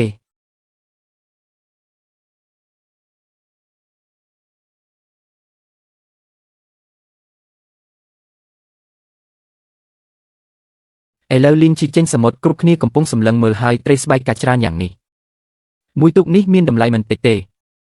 គ្រាន់តែជាត្រីស្បែកកាសោះមិនអាចប្រៀបនឹងបង្កងឬត្រីលឿងធំបានទេតាំងពីពេលណាដែលឯងនិយាយធំម្លេះត្រីស្បែកកាជាង1000ចិននេះមិនមានតម្លៃទេខ្ញុំប្រាប់ហើយថាលីនឈឺអស់សំណាងហើយត្រឹមរបស់ប៉ុណ្ណឹងសំនឹងឲ្យគេចំណាយ10000ដើម្បីចេញសមុទ្រដែរចុះម្នាក់10000វីយ៉ាងម៉េចពួកយើងគិតថាសំណាពិតជាមនុស្សល្ងងលុយច្រើនមែនចំណាយ10000គ្រាន់តែស្ទូចបានត្រីម៉ាកែប៉ុន្មានក្បាលសោះនរណាប្រាប់ឯងថាត្រីម៉ាកែទាំងនេះយើងជាអ្នកស្ទូចនោះចៅហើយបើកភ្នែកឲ្យធំហើយមើលឲ្យច្បាស់ត្រីតុកកែច្រើនយ៉ាងនេះមួយក្បាលធំនោះគឺជាង100ចិននេះមិនមែនជាការចេញទៅលេងសមុទ្រទេនេះគឺទៅកើបមាសតាឃើញទេសុទ្ធតែបងឈឺនាំពួកយើងទៅរកកន្លែងនោះខ្ញុំក៏ស្ទូចបានមួយក្បាលទម្ងន់28ចិនដែរក្បាលធំជាងគេនេះគឺខ្ញុំជាអ្នកស្ទូចបានឥឡូវនេះឯងនៅតែគិតថា10000យន់មិនសមទៀតទេគ្រាន់តែសំណាងល្អប៉ុណ្ណោះចុះហើយចុះលុយ100,000យន់របស់ខ្ញុំនៅឯណាបើគ្មានតិចចេញទៅកុំរំខានខ្ញុំធ្វើការរកស៊ីអ្នកណាចង់បានត្រីទាំងនេះឲ្យថ្លៃមកឥឡូវនេះត្រីម៉ាកែខ្ញុំទិញតម្លៃអាចនិយាយគ្នាបានត្រីតុកកែខ្ញុំយកហើយមួយក្បាលនេះខ្ញុំយកហើយឯងមិនស័ក្តិសមទេលីនឈឺត្រីនេះមិនមែនឯងជាអ្នកស្ទូចទេតែឯងមានសិទ្ធិអ្វីមកសម្រេចហេតុអីក៏អាចសម្រេចបានអ្នកនាងសិនត្រីតុកកែធំមួយនេះខ្ញុំយកហើយតម្លៃអ្នកនាងអាចកំណត់បានសុំទោសត្រីទាំងនេះសុទ្ធតែជារបស់លីនឈឺខ្ញុំគ្មានសិទ្ធិសម្រេចទេមិននឹងអាចទៅរួចមួយក្បាលធំជាងគេនេះច្បាស់ជាអ្នកនាងស្ទូចបានតើឯងអាចទៅបានហើយពួកយើងបាននិយាយគ្នាយល់ព្រមជាមួយបងឈឺតាំងពីយូរហើយត្រីដែលស្ទូចបានទាំងអស់គឺជារបស់គាត់លុយ10000យន់គ្រាន់តែជាបទពិសោធន៍ស្ទូចត្រីប៉ុណ្ណោះអ្នកមានពិតជាចេះលេងមែនមានបទពិសោធន៍នេះគឺគ្រប់គ្រាន់ហើយ10000យន់គ្រាន់តែស្ទូចយកបទពិសោធន៍លីនឈឺក៏កេងប្រវ័ញ្ចពេកហើយខ្ញុំស្គាល់កន្លែងស្ទូចត្រីល្អជាងនេះខ្ញុំយកតែ5000ទេត្រីដែលស្ទូចបានទាំងអស់ជារបស់អ្នកឯងពិតជាចាត់ទុកពួកយើងជាមនុស្សល្ងងមែនទេពួកយើងសុខចិត្តឲ្យលុយដោយសារបងឈឺមានសមត្ថភាពចុះឯងមានអីឯងអាចរកត្រីក្រហមធំទម្ងន់ជាង10ចិនឬអាចឲ្យពួកយើងស្ទូចបានត្រីតុកកែទម្ងន់រាប់រយចិនចុះហើយថយឲ្យឆ្ងាយគុំមកធ្វើឲ្យគេខ្មាស់នៅទីនេះថៅកែស៊ឺនៅមិនទាន់ទៅទេបងឈឺគឺថៅកែស៊ឺនៅតែមានមុខមាត់គ្រាន់តែនិយាយមួយម៉ាត់ក៏ធ្វើឲ្យចៅហើយភ័យរត់បាត់ទៅហើយថៅកែស៊ឺអរគុណខ្ញុំមិនមែនមកជួយអ្នកដេញគេទេខ្ញុំមកទីនេះដើម្បីទិញត្រីសួស្ដីខ្ញុំឈ្មោះស៊ឺយន់សានជាថៅកែសន្តាគារស៊ីហៃនៅទីក្រុងក្បែរនេះឬគេនិយាយតាំងពីយូរហើយថានៅទីក្រុងហៃឈឹងមានអ្នកពូកែចាប់ត្រីម្នាក់ត្រឹមតែ3ថ្ងៃអាចសងបំណុលរាប់លានថ្ងៃនេះបានជួបពិតជាមិនខុសពីពាក្យគេនិយាយមែនពូស៊ឺមិនក៏ពូមកទីនេះឈីងហឺក្មួយក៏នៅទីនេះដែរលីនឈឺពូស៊ឺគឺជាមិត្តភក្តិរបស់ប៉ាខ្ញុំគាត់ជាមនុស្សចិត្តទូលាយណាស់តម្លៃដែលគាត់ឲ្យគឺដាច់ខាតមិនមានបញ្ហាទេដោយសារតែជាមិត្តភក្តិរបស់អ្នកនាងសិនពូស៊ឺអាចឲ្យថ្លៃមកចុះត្រីម៉ាកែទំហំល្អគួរសមខ្ញុំគិត30ក្នុងមួយចិនត្រីតុកកែទាំងនេះខ្ញុំឲ្យ100,000មួយក្បាលធំនេះ200,000តម្លៃសរុបគឺ423,000ខ្ញុំគិតឲ្យអ្នកបង្គ្រប់តែម្ដង430,000តើយ៉ាងម៉េចដែរបងឈឺ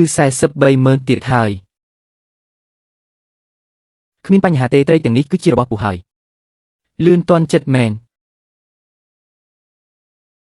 រួចរាល់ហើយមួយថ្ងៃរកបានរាប់សិបម៉ឺនទៀតហើយសមុទ្រនេះពិតជាខ្លាយជាឃ្លាំងកំណប់របស់លីនឈឺមែនអ្នកណាមានសមត្ថភាពនេះអ្នកណាក៏អាចខ្លាយជាអ្នកមានដែរ ប៉ុន្តែតើគាត់ធ្វើវាបានដោយរបៀបណានេះហៅថាទេពកោសល្យច្រណែនមិនបានទេការចូលសមុទ្រគ្រាន់តែជាការចាប់ផ្ដើមប៉ុណ្ណោះ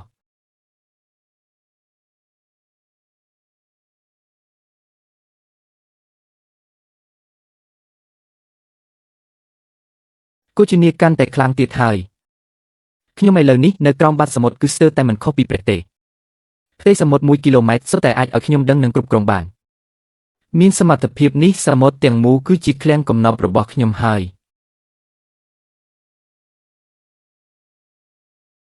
វត្ថុបុរាណពិតជាកប៉ាល់លិចសម័យបុរាណមែន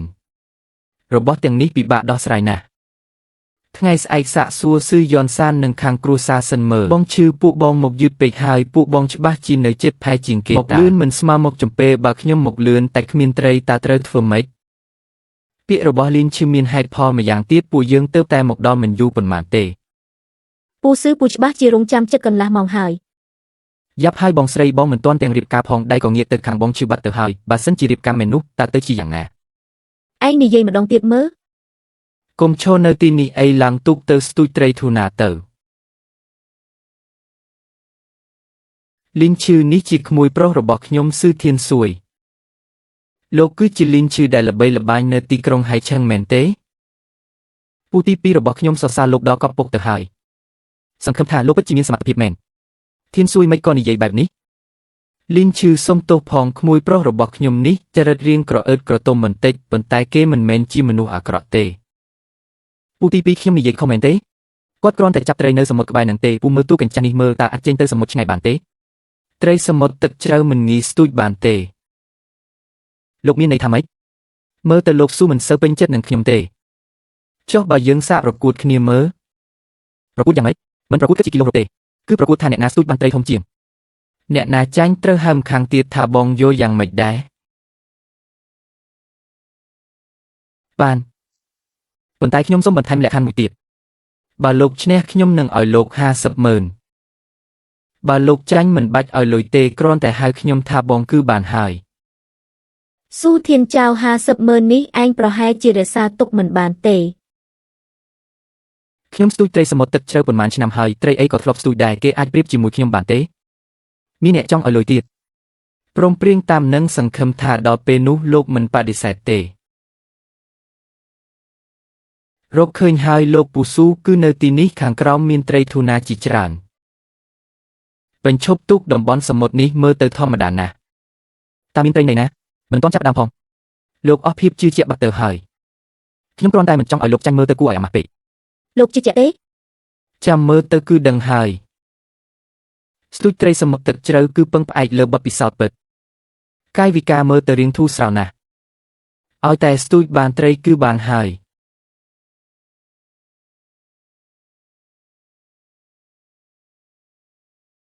លឿនម្លេះ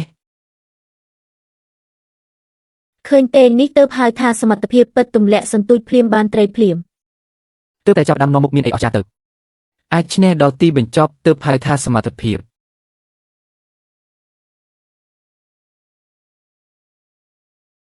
ត្រីធំយ៉ាងនេះហេតុអ្វីគាត់ទាញបានយ៉ាងងាយស្រួលម្លេះមិនខុសពីបងឈឺទេចាប់ដើមភ្លាមបានត្រីធូណាជាង30ចិនភ្លាម30ចិនជាងមិនមានអ្វីទេនៅខាងក្រោមមានច្រើនទៀតអ្នកទាំងអស់គ្នាក៏សាកល្បងមើលទៅហេតុអ្វីត្រីធូណាទាំងអស់ហែទៅរកខាងបងឈឺអញ្ចឹងខ្ញុំស្ទូចយូរណាស់ទើបបានមួយបងឈឺចិត្តបាន20ក្បាលទៅហើយចាំខ្ញុំស្ទូចបានមួយធំសិនចាំមើលអ្នកទាំងអស់គ្នានៅតែសើចចេញរអត់មកហើយមួយនេះធំណាស់ទើបតែ20ចិនជាងសោះគ្មានការគំរាមកំហែងទេ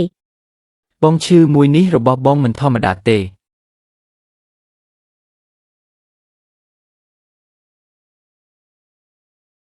មកហើយមួយនេះយ៉ាងហោចណាស់ចាប់ពី200ជីនឡើងមួយនេះរបស់ខ្ញុំក៏មិនតូចដែរមិនប្រកាសថាមួយនោះរបស់លោកគ្រាន់តែមានកម្លាំងខ្លាំងតែខ្លួនតូចទេខ្ញុំទាញត្រីខ្ញុំឡើងមកសិនបើត្រីមួយនេះរបស់លោកមានទំហំធំតែពាក់កណ្ដាលក៏ចាត់ទុកថាខ្ញុំចាញ់ដែរបងឈឺនិយាយតាមត្រង់តើបងមានអារម្មណ៍ថាវាមួយនេះធំប៉ុណ្ណាចាប់ពី200ជីនឡើងត្រីធូណាទម្ងន់200ចិនយូរណាស់មកហើយដែលមិនបានឃើញបើទាញមួយនេះឡើងមកបានថ្ងៃនេះនឹងក្លាយជាព្រះជាមិនខាន 200ចិនលោកពិតជាហ៊ាននិយាយមែនខ្ញុំឲ្យលោកមើលសិនថាតើអ្វីទៅដែលហៅថាត្រីធំពិតប្រាកដ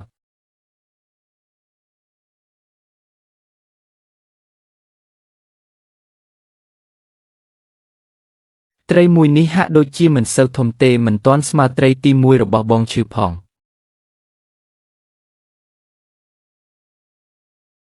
28ចិនក៏ហៅថាត្រីធំដែរសំបីតែមួយក្បាលពេលចាប់ផ្ដើមរបស់ខ្ញុំក៏ប្រៀបមិនបានផងស៊ូធានចៅឥឡូវនេះចុះចាញ់បាត់បងពាក់កណ្ដាលនៅទាន់ពេលនិយាយលេងអីបើត្រូវចុះចាញ់ក៏ជាគេជាអ្នកចុះចាញ់ដែរ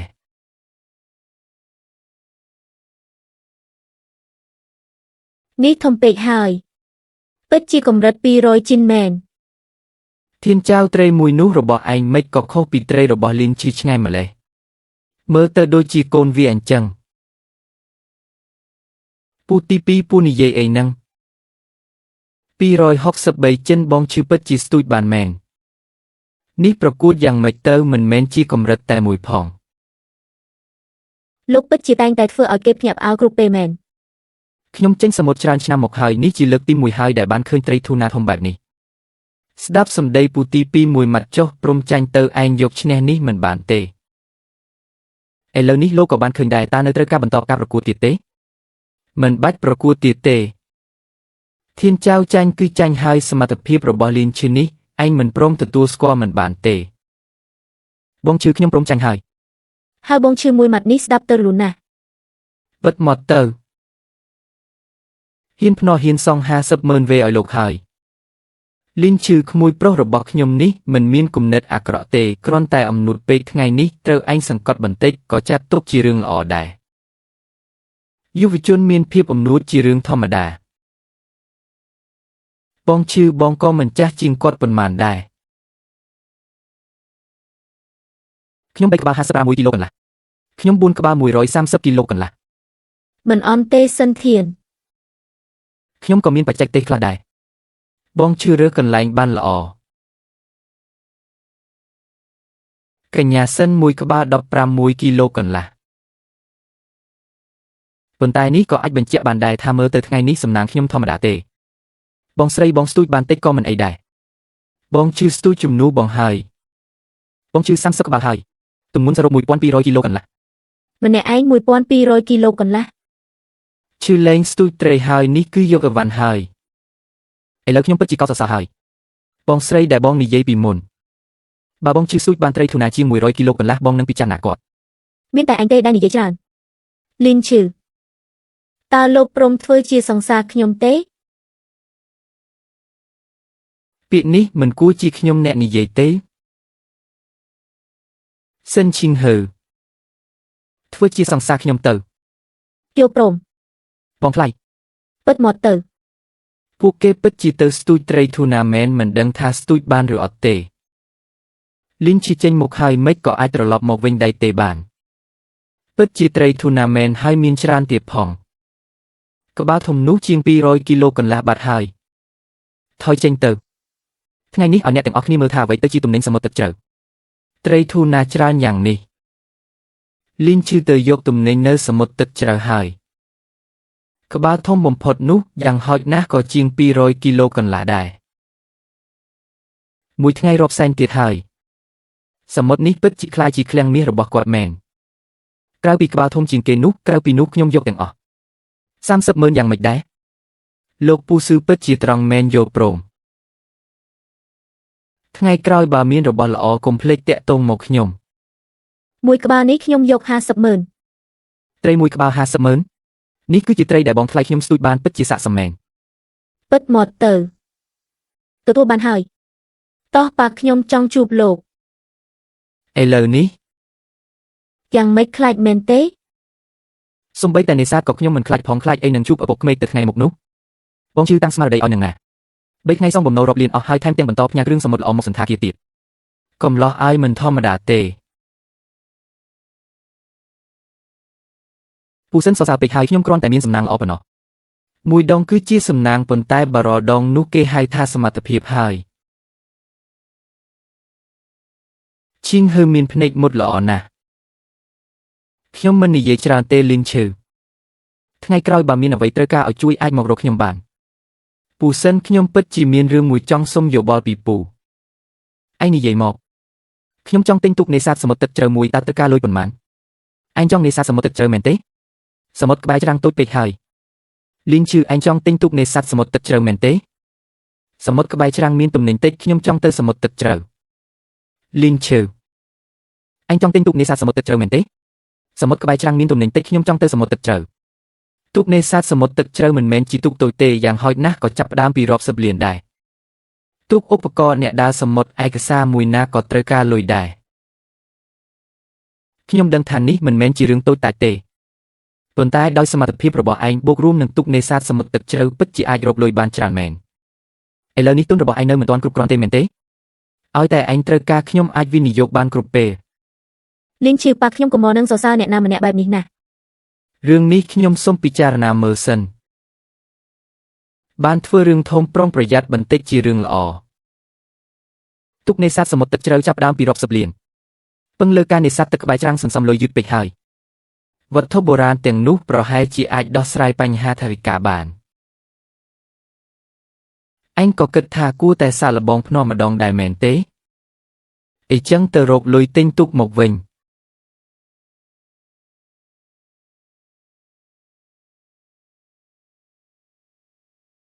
របស់ទាំងនេះមានតម្លៃមិនធម្មតាទេបើអាចចាត់ចែងបានត្រឹមត្រូវលុយសម្រាប់ទិញទូកនេសាទសមុទ្រទឹកជ្រៅនឹងមានហើយរកឃើញហើយ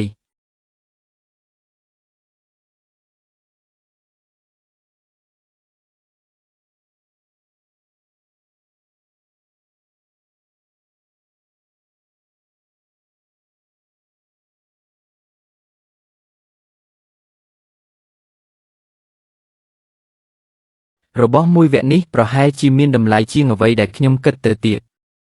អាជីវកម្មគ្រួសារសិនមាននៅទូទាំងខេត្តឧសិនមានចំណេះដឹងទូលំទូលាយហើយក៏មានបណ្ដាញទំនាក់ទំនងទូលំទូលាយដែររឿងនេះទៅរកគាត់គឺស័ក្តិសមបំផុតហើយលីនឆេយប់ម្លេះហើយមានការអីពូសេនខ្ញុំមានវត្ថុបុរាណខ្លះនៅទីនេះដែលត្រូវដោះស្រាយតើប្រភពច្បាស់លាស់ទេរើបានពីសមុទ្រខ្ញុំចង់ទៅតាមបណ្ដាញផ្លូវការថ្ងៃស្អែកឯងយកវាមកខ្ញុំនឹងមើលសិនបាទរំខានពូសេនហើយយើងជាគ្រួសារតែមួយមិនបាច់គួរសមទេទូកនេសាទសមុទ្រទឹកជ្រៅឆាប់នេះនឹងមានហើយទាំងនេះគឺជារបស់ដែលអ្នករើបានពីសមុទ្របាទខ្ញុំមិនយល់ពីវត្ថុបុរាណទេដូច្នេះចង់ឲ្យពូសេនជួយមើលឲ្យសំណាងរបស់អ្នកពិតជាកាន់តែមិនគួរឲ្យជឿហើយអ្នកផ្សេងចេញទៅសមុទ្រចាប់ត្រីឯងចេញទៅសមុទ្រអាចចាប់បានហេបកំណប់ទៀតគ្រាន់តែសំណាងល្អប៉ុណ្ណោះអ្នកតែងតែនិយាយបែបនេះរាល់ដងប៉ុន្តែរាល់ដងតែងតែធ្វើឲ្យគេភ័យស្លុតតោះយកទៅឲ្យពូសេនមើលសិនឡានខ្ញុំនៅខាងក្រៅវាងឆាយមើលផ្ទះផងខ្ញុំនឹងត្រឡប់មកវិញឆាប់របស់ទាំងនេះអាយុកាលមិនសូវខ្ពស់ទេមើលទៅដូចជាទំនិញលើប៉ាល់ជំនួញសម័យទំនើបជាងតម្លៃមិនខ្ពស់ទេហាសម្រាប់មនុស្សធម្មតាគឺវាខ្ពស់ណាស់ទៅហើយប៉ាកុំលាក់បាំងទៀតអីគ្រឿងអលង្ការត្បូងកាក់បុរាណបុកបញ្ចូលគ្នាការប៉ាន់ស្មានយ៉ាងហោចណាស់ប្រហែល40លាន40លាន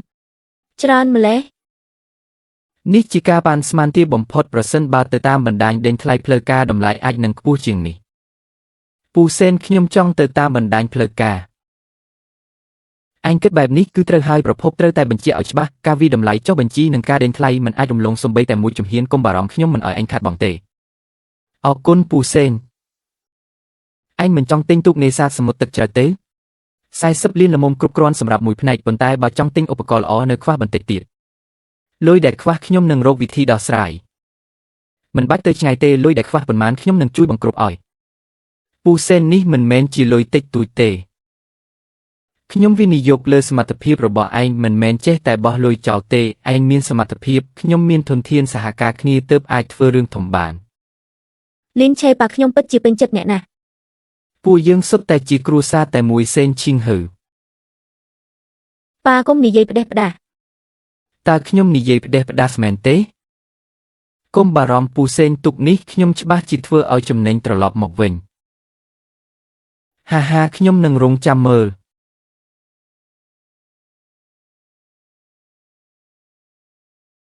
បងឆេកញ្ញាសេនមិនបានមកដល់ទីនេះ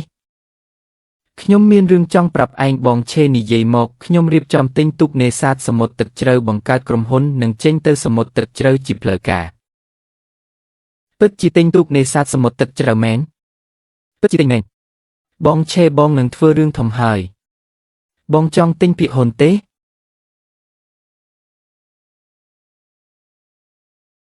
ខ្ញុំផ្ដល់ភាគហ៊ុន5ឲ្យឯង5បងឆេនេះច្រើនពេកហើយឯងនៅជាមួយខ្ញុំមុនគេហើយជឿជាក់លើខ្ញុំបំផុតនេះជាអ្វីដែលឯងគួរទទួលបានបងឆេខ្ញុំនឹងប្រកួតជីវិតតាមបងនៅថ្ងៃអនាគតចៅសៀវឆានខ្ញុំត្រូវការជីវិតអញធ្វើអីខ្ញុំចង់ឲ្យអញបើកទូកឲ្យបានល្អគ្មានបញ្ហាទេ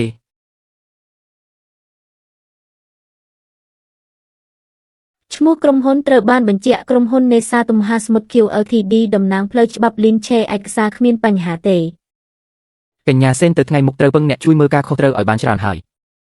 ចាំមើលការសម្ដែងរបស់អ្នកសិន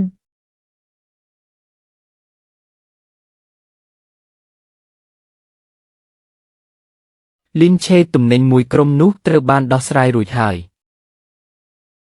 លក់ដាច់ហើយទៅតាមបណ្ដាញដេញថ្លៃផ្លូវការលុយនឹងត្រូវបានផ្ទេរចូលកាន់នីក្រុមហ៊ុនឯងក្នុងពេលឆាប់អរគុណពូសេនខ្ញុំក៏បានរកទូកនេសាទសមុទ្រទឹកជ្រៅឲ្យអញហើយដែរទូកល្អមិនអាចប្រញាប់បានទេឯងបន្តរត់នៅសមុទ្រជិតសិនទៅហើយទន្ទឹមនឹងនោះក៏សាងមូលដ្ឋានគ្រឹះក្រុមហ៊ុនពេលទូកមកដល់ឯងអាចចេញទៅសមុទ្រទឹកជ្រៅតែម្ដងខ្ញុំយល់ហើយលីនឆេឱកាសត្រូវបានត្រួសត្រាយសម្រាប់ឯងហើយអាចទៅបានឆ្ងាយប៉ុណ្ណាក៏អាស្រ័យលើខ្លួនឯងហើយកុំបារម្ភអីពូសេនខ្ញុំមិនធ្វើឲ្យពូខុសបំណងទេ1 ខែលឿនណាស់ល្មមអាចឆ្លៀតពេល1 ខែនេះសន្សំលុយបន្ថែមទៀតរៀបចំចេញទៅសមុទ្រម្ដងទៀតមែនទេក្រុមហ៊ុនទើបតែបង្កើតឡើងមិនអាចទុកចោលទេបានទេអ្នកជាថៅកែខិតខំជាងគេទាំងអស់បើមិនខំប្រឹងតើខ្ញុំអាចរៀបការជាមួយអ្នកបានដោយរបៀបណានរណាថានឹងរៀបការជាមួយអ្នកជើងខ្ញុំនឹងបន្តខំប្រឹងទៀតក្រុមហ៊ុនបានបើកហើយលីងឆេពូយើងពិតជាមានបានមែនសៀវឆាន់ចាំរហូតដល់ទូកនេសាទសមុទ្រទឹកជ្រៅនោះមកដល់សិនទៅលុយដែលយើងរកបានលែងជាលុយតូចតែទៀតហើយ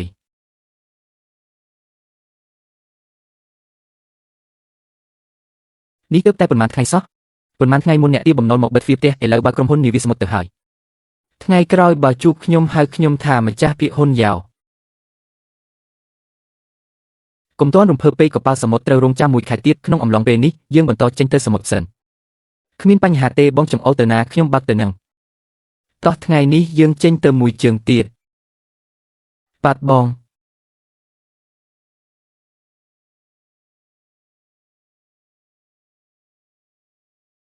ក្មេងម្នាក់នេះពិតជាអស្ចារ្យមែន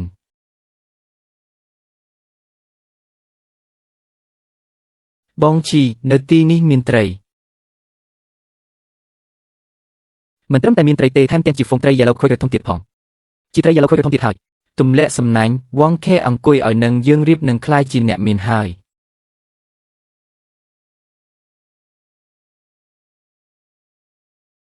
បងជីទម្ងន់នេះខុសធម្មតាហើយខាងក្រោមសុទ្ធតែត្រីទប់ឲ្យនឹងកុំឲ្យត្រីរួចឲ្យសោះបងជីសុទ្ធតែអាធំដាក់ចូលប្រអប់ត្រឡប់ទៅកំពង់ផែវិញបាទគឺត្រី Yellow Croaker ធំទៀតហើយលេងជីនេះមិនមែននេសាទត្រីទេគឺទៅយកលុយពីសមុទ្រតែម្ដងខ្ញុំចេញសមុទ្រមួយថ្ងៃរកលុយថ្លៃសាំងមិនបានផងគេចេញសមុទ្រម្ដងរកបានរាប់សិបរាប់រយម៉ឺនមើលឲ្យច្បាស់ទៅសុទ្ធតែរបស់ព្រៃធំ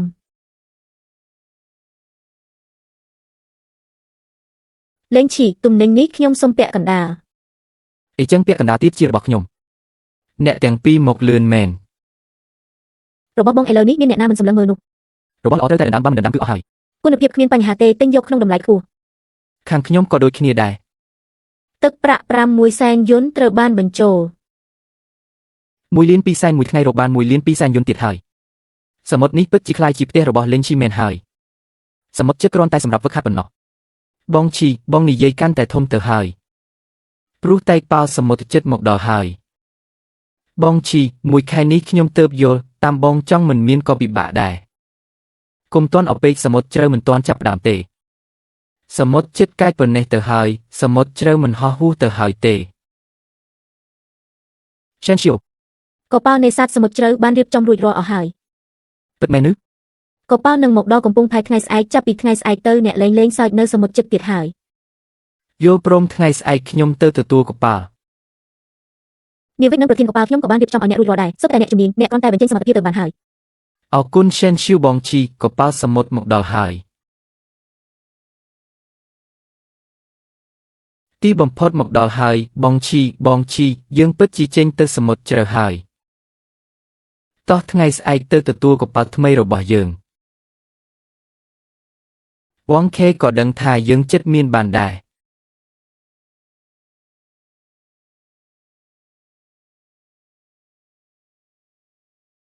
លេងឈីពិតជាទិញកប៉ាល់សមុទ្រជ្រៅមែននេះទើបតែប៉ុន្មានថ្ងៃសោះគេបដូរពីទូកនេសាទតូចទៅជាកប៉ាល់សមុទ្រពណ៌ខៀវបាត់ទៅហើយមានសមត្ថភាពគឺខុសគេអញ្ចឹងថ្ងៃក្រោយលុយដែលគេរកបានមិនមែនតិចតួចនៅសមុទ្រជិតនេះទេបងជីកប៉ាល់នេះធំពេកហើយដឹងល្អជាងអ្វីដែលខ្ញុំគិតទុកទៅទៀត យ៉ាងម៉េចដែរពេញចិត្តទេ ពេញចិត្ត លេងឈីនេះគឺជាប្រធានកប៉ាល់លូរត់សមុទ្រជ្រៅជាង20ឆ្នាំមកហើយមានបទពិសោធន៍ច្រើនណាស់ ថៅកែលេនថ្ងៃក្រោយសូមជួយមើលថែផងនៅលើសមុទ្រត្រូវពឹងលើអ្នកហើយកប៉ាល់ជារបស់អ្នកសុវត្ថិភាពលើសមុទ្រជារបស់ខ្ញុំ នាវិកឧបករណ៍បន្ទប់ត្រជាក់ទ្រង់ចាប់ក្តាមទាំងអស់បានរៀបចំរួចរាល់ហើយឲ្យតែអ្នកនិយាយមួយម៉ាត់ថ្ងៃនេះអាចចេញសមុទ្របាន បងជីបន្ទប់ត្រជាក់នេះធំពេកហើយបើដាក់ពេញតើមានតម្លៃប៉ុន្មានទៅដល់ពេលដាក់ពេញឯងនឹងដឹងហើយសមត្ថភាពរបស់ថៅកែលេនពួកយើងសុទ្ធតែធ្លាប់ឬហើយតាមថៅកែលេនចេញសមុទ្រជើងនេះច្បាស់ជាមិនខាតទេកុំទាន់និយាយធំពេកអាចរកលុយបានឬអត់ដល់សមុទ្រទើបដឹង ទៅចុះសមុទ្រជ្រៅទើបជាឆាករបស់អ្នកខ្ញុំរងចាំអ្នកត្រឡប់មកវិញដោយជោគជ័យពីសមុទ្រជ្រៅលើកដំបូង មិនបាច់រងចាំទេអ្នកទៅជាមួយខ្ញុំ យល់ព្រម ចេញដំណើរកប៉ាល់សមុទ្រពណ៌ខៀវចេញក្តោងបងជីសមុទ្រជ្រៅហើយពួកយើងពិតជាចេញមកធ្វើការធំមែនថៅកែលេនជើងដំបងទៅសមុទ្រជ្រៅតើអ្នកចង់ចាប់អ្វីបើចាប់ត្រូវចាប់អាធំ តើអ្នកចង់ចាប់អ្វី ក្តាម King Crab បងជឿជើងទី1លេងធំលេះការលេងតូចតាចមិនស័ក្តិសមនឹងកប៉ាល់នេះទេក្តាមស្ដេចមានតម្រូវការលើតំបន់សមុទ្រជម្រៅនិងសីតុណ្ហភាពមិនមែនចេះតែដាក់ត្រង់ហើយមាននោះទេខ្ញុំដឹង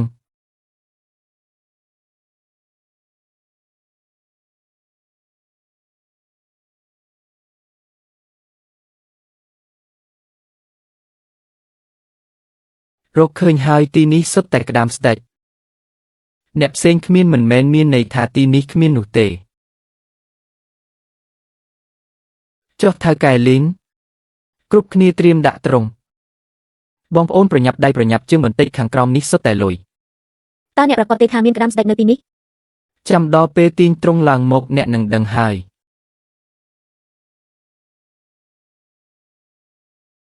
ទាញត្រង់ឡើងទាញត្រង់ឡើងសុទ្ធតែក្តាមស្ដេចបងជឿពេញហើយមួយត្រង់នេះពេញខ្លាំងណាស់ខ្ញុំចេញសមុទ្រឆ្ងាយប៉ុន្មានឆ្នាំនេះជាលើកទី1ហើយដែលឃើញត្រង់ពេញបែបនេះថៅកែលីនភ្នែកអ្នកពិតជាអស្ចារ្យណាស់កុំទាន់សប្បាយចិត្តអីប្រញាប់រើសដាក់ឃ្លាំងសិនទៅលឿនរើសដាក់ចូលបន្ទប់ត្រជាក់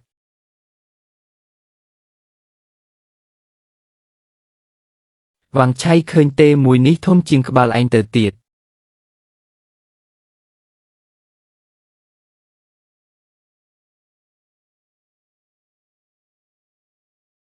លីនឈឺជើងទី1ចេញសមុទ្រឆ្ងាយរបស់អ្នកនឹងល្បីឈ្មោះហើយ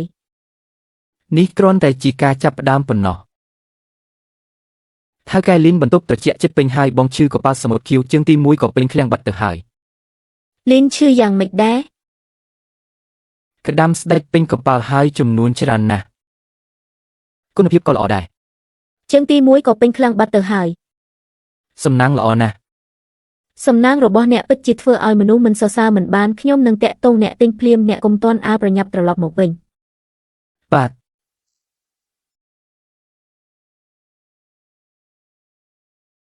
ប៉ាខ្ញុំលើកនេះប្រហែលជាអង្គុយមិនជាប់ទេ ទំនិញច្រើនពេកក៏ជាបញ្ហាមួយដែរបងឈឺចុះបើបញ្ហាបែបនេះទុកឲ្យខ្ញុំទាំងអស់ទៅឯងគិតបញ្ជាឲ្យច្បាស់សិនទៅចាំនិយាយ តាក់ទងអ្នកទិញរួចហើយជាអតិថិជនធំមកពីបរទេសឲ្យតម្លៃខ្ពស់ណាស់អ្នកយកទៅប្រគល់នៅកំពង់ផែដែលបានកំណត់ផ្ទាល់តែម្ដងទៅ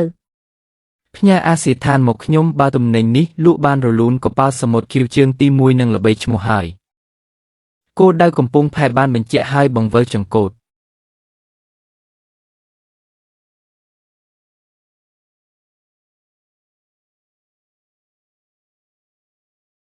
លោកលីនឬថាអ្នកមានក្តាមស្តេចច្រើនណាស់បើខ្លាំងទៅបើខ្លាំងព្រះឲ្យច្រើនម្លេះហើយគុណភាពល្អទៀតល្អឥតខ្ចោះណាស់សកម្មភាពល្អណាស់ទំហំធំការខូចខាតទាបគុណភាពខ្ពស់ណាស់មើលពីប្រតិកម្មរបស់គាត់ទំនិញនេះច្បាស់ជាអាចលក់បានតម្លៃខ្ពស់ក៏ពុកហើយ គុំតាន់អើប្រញាប់យល់ព្រមគាត់ច្បាស់ជាទម្លាក់តម្លៃសិនហើយ យល់ហើយលោកលីនទំនិញល្អណាស់យើងអាចពិភាក្សាតម្លៃបានហើយអ្នកឲ្យតម្លៃមកលោកលីនទំនិញល្អណាស់ប៉ុន្តែចំនួនច្រើនពេកហានិភ័យក្នុងការដឹកជញ្ជូនក៏ខ្ពស់ដែរខ្ញុំអាចឲ្យយ៉ាងច្រើន 9 លាន 9 លានលោកឯងធ្លាន់លុយមែននេះជាតម្លៃសមរម្យហើយទំនិញនេះមិនខ្វះអ្នកទិញទេបើលោកគ្មានភាពស្មោះត្រង់ទេយើងនឹងទៅឥឡូវនេះហើយចាំសិន11 លាន 13 លានខ្ពស់ពេកហើយគុណភាពលោកបានឃើញហើយក្តាមស្តេចកម្រិតកម្ពស់ពេញឃ្លាំងបែបនេះលើកក្រោយលោកមិនប្រកាសថាអាចជុកទេ ម្យ៉ាងទៀតយើងក៏នៅមានអ្នកទិញផ្សេងទៀតដែរ យល់ព្រម 13 លានយេ 13 លាន ទឹកប្រាក់ទទួលបាន 13 លានយន្ត កប៉ាល់សមុទ្រខៀវលើកទី1ចំណេញកប់ក្តោងហើយតាមថៅកែលីនពិតជាមានសាច់ស៊ីមែនចេញសមុទ្រឆ្ងាយជើងទី1ក៏មានលទ្ធផលបែបនេះពេញមួយកំពង់ផែត្រូវតែចងចាំកប៉ាល់សមុទ្រខៀវអ្នកទាំងអស់គ្នាពិតជាហត់នឿយហើយសម្រាប់នៅទីនេះមួយថ្ងៃបំពេញបន្ថែមនិងត្រួតពិនិត្យឧបករណ៍ថ្ងៃស្អែកចេញដំណើរទៀត អ្នកមិនទៅមើលទេតើទូកនេះនាំខ្ញុំចេញមកធ្វើអី ទូកនេះមានប្រធានក្រុមលូនិងឆេវឈួនមើលការខុសត្រូវ ចុះអ្នកវិញ ចូលទៅមើលទៅ មើលអ្វី ចូលទៅនឹងដឹងហើយ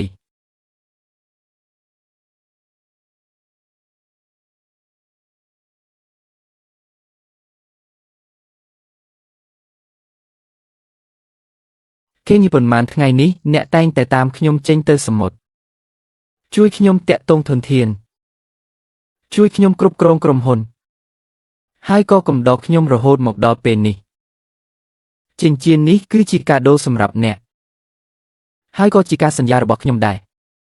បន្ទាប់ពីត្រឡប់ទៅវិញយើងរៀបការទៅ អ្នកនិយាយមែនទេ មែនទែនជាងពេលខ្ញុំចាប់ក្តាមអធិរាជទៅទៀត យល់ព្រមយើងនឹងរៀបការពេលយើងត្រឡប់ទៅវិញ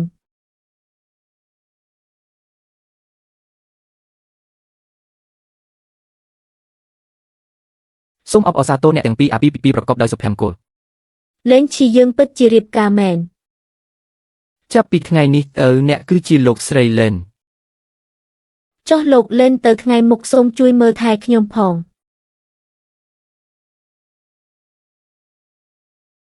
មើលថែមួយជីវិតសម្បត្តិអាពាហ៍ពិពាហ៍ក៏យកហើយទៅថ្ងៃមុខគឺជាគ្រួសារតែមួយហើយប៉ាទៅថ្ងៃមុខខ្ញុំនឹងមើលថែខេងឲ្យបានល្អខ្ញុំចូលចិត្តស្ដាប់ពាក្យថាប៉ានេះណាស់បងថ្លៃសម្បត្តិអាពាហ៍ពិពាហ៍ក៏យកហើយតើពេលណាទើបរៀបចំពិធីជប់លៀង អ្នកប្រញាប់ធ្វើអី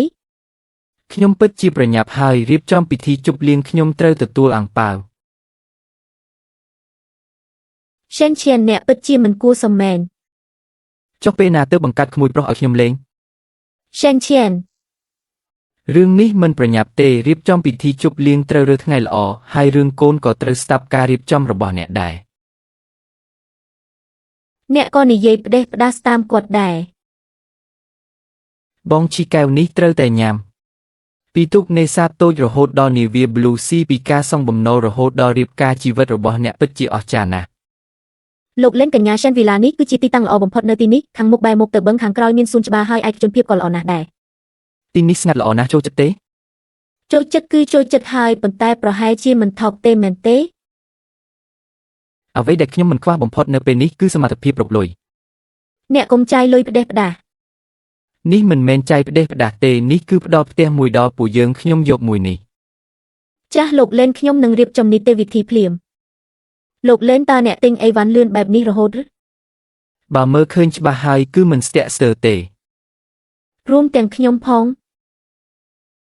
អ្នកគឺជាជំរើសដែលខ្ញុំច្បាស់លាស់បំផុតចរន្តទឹកសមុទ្រនៅទីនេះមិនត្រូវទេថៅកែលេនតើត្រូវទម្លាក់សំណាញ់ទេមិនមែនទម្លាក់សំណាញ់ទេខ្ញុំត្រូវចុះទឹកម្ដងបងជីនេះគឺជាមហាសមុទ្រទឹកជ្រៅគួរឲ្យខ្លាចណាស់អ្នកចុះទៅម្នាក់ឯងគ្រោះថ្នាក់ពេកហើយ លេងជាអ្នកប្រកាសទេ កុំបារម្ភខ្ញុំដឹងពីអ្វីដែលខ្ញុំត្រូវធ្វើវ៉ាន់ខេកុំប្រញាប់ចាំខ្ញុំឡើងមកវិញ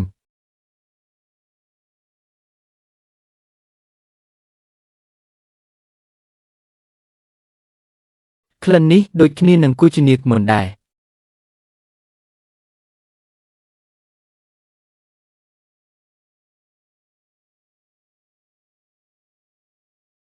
រកឃើញហើយ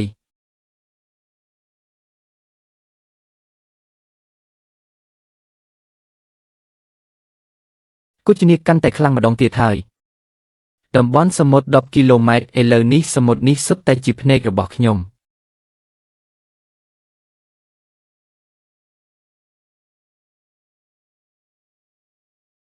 មានកម្លាំងនេះខ្ញុំស្ទើរតែអាចធ្វើអ្វីបានទាំងអស់នៅលើសមុទ្រ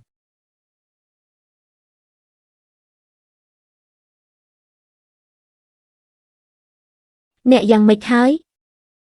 មិនអីទេថែមទាំងរកឃើញរបស់ល្អខ្លះទៀតបងជីតានៅខាងក្រៅមានអ្វីពិតប្រាកដត្រីធំមួយគួរឲ្យស្ដាយវាបានរត់បាត់ទៅហើយត្រីធំដែលអាចធ្វើឲ្យអ្នកចុះទៅសមុទ្រតើវាធំប៉ុណ្ណាទៅថៅកែលេនមានរឿងហើយមានទូកល្បឿនលឿន3គ្រឿងលេចឡើងនៅលើរ៉ាដាកំពុងតែខិតមករកយើងពួកគេលឿនណាស់នៅលើទូកមានអាវុធទៀតថៅកែប្រហែលជាចៅសមុទ្រចៅសមុទ្រទីនេះពិតជាមានចៅសមុទ្រមែនមកចំពេលល្អណាស់ឲ្យពួកគេមើលតើនរណាជាម្ចាស់សមុទ្រនេះបញ្ឈប់ទូកប្រគល់លុយនិងទំនិញមកថៅកែតើពួកគេស្រែកអ្វី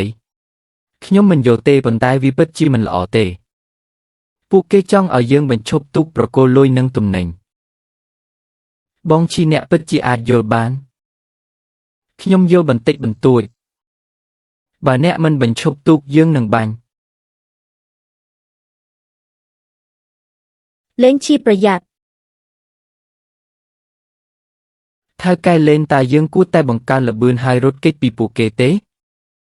យឺតពេលហើយពួកគេលឿនណាស់ការរត់គេចនឹងងាយបង្កគ្រោះថ្នាក់ចុះយើងត្រូវធ្វើយ៉ាងណាយើងមិនអាចពិតជាប្រកួតទំនិញឲ្យពួកគេទេមែនទេនៅលើសមុទ្ររបស់ខ្ញុំពួកគេហ៊ានគំរាមខ្ញុំ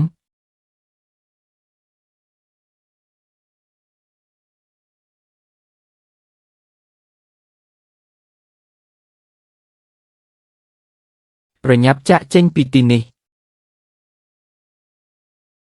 មានរឿងអីបងឈីតាអំបញ្ញមិញនេះជាអ្នកមែនទេសំណាងល្អយើងបានជួបនឹងចរន្តទឹកគួចចោលសមុទ្រទាំងនេះពិតជាមិនសូវមានបទពិសោធន៍តតែសោះបន្តការធ្វើដំណើរកុំបណ្ដោយឲ្យត្រីតូចទាំងនេះពន្យាពេលយើងពីការចាប់រង្វាន់ធំយល់ហើយឡានហេហៅបន្តការធ្វើដំណើរ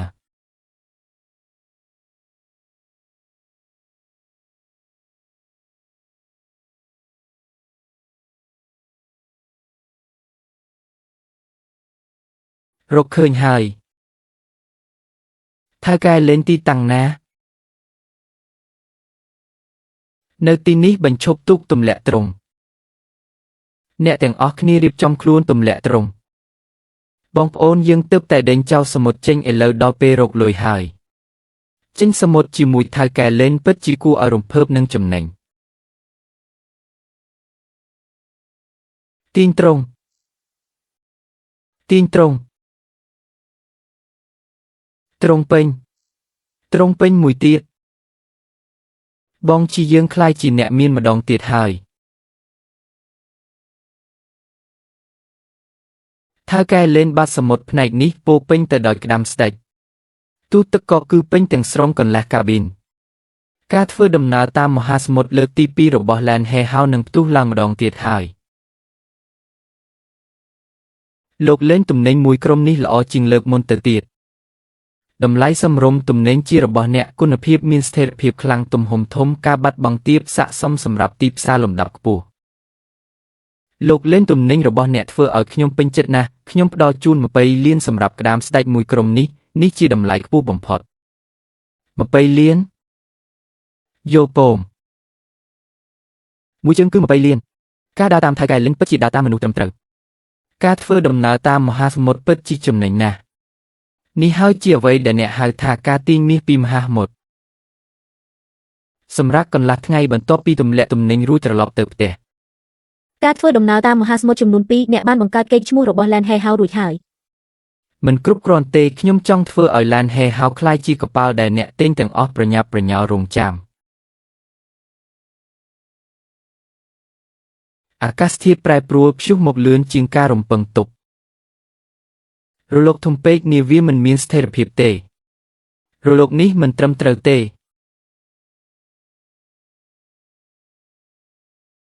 អ្នកទាំងអស់គ្នាត្រឡប់ទៅកាប៊ីនវិញធានាសុវត្ថិភាពឧបករណ៍តោងឲ្យជាប់ចុះទៅក្រោមឲ្យលឿនពាក់អាវពោងរបស់អ្នកឡានហេហៅអាចទប់ទល់បានអ្នកទាំងអស់គ្នាស្ដាប់ការបញ្ជាគុំស្លន់ស្លោស្ដាប់ការបញ្ជារបស់ប្រធានក្រុមលោកធ្វើឲ្យប៉ាល់មានស្ថិរភាពតើអ្នកនឹងទៅណាទៅធ្វើឲ្យព្យុះនេះស្ងប់បន្តិច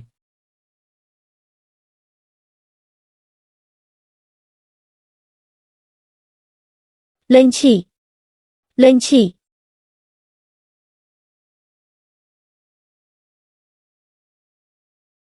ឈប់ភ្លាម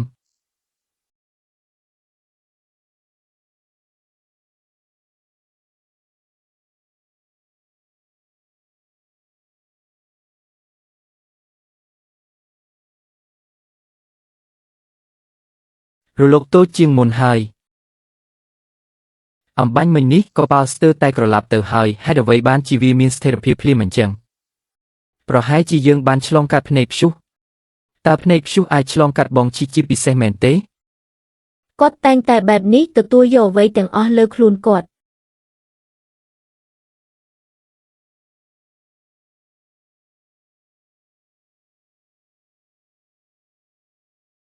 ពួកឯងមិនអីទេមែនទេមិនអីទេគ្រាន់តែរៀងហត់បន្តិចបងជីបងពិតជាព្រះសមុទ្រមែនសូម្បីតែសមុទ្រក៏បើកផ្លូវឲ្យបងដែរឈប់បញ្ចោលទៅផ្ទះកប៉ាល់សមុទ្រគៀវត្រឡប់ទៅវិញ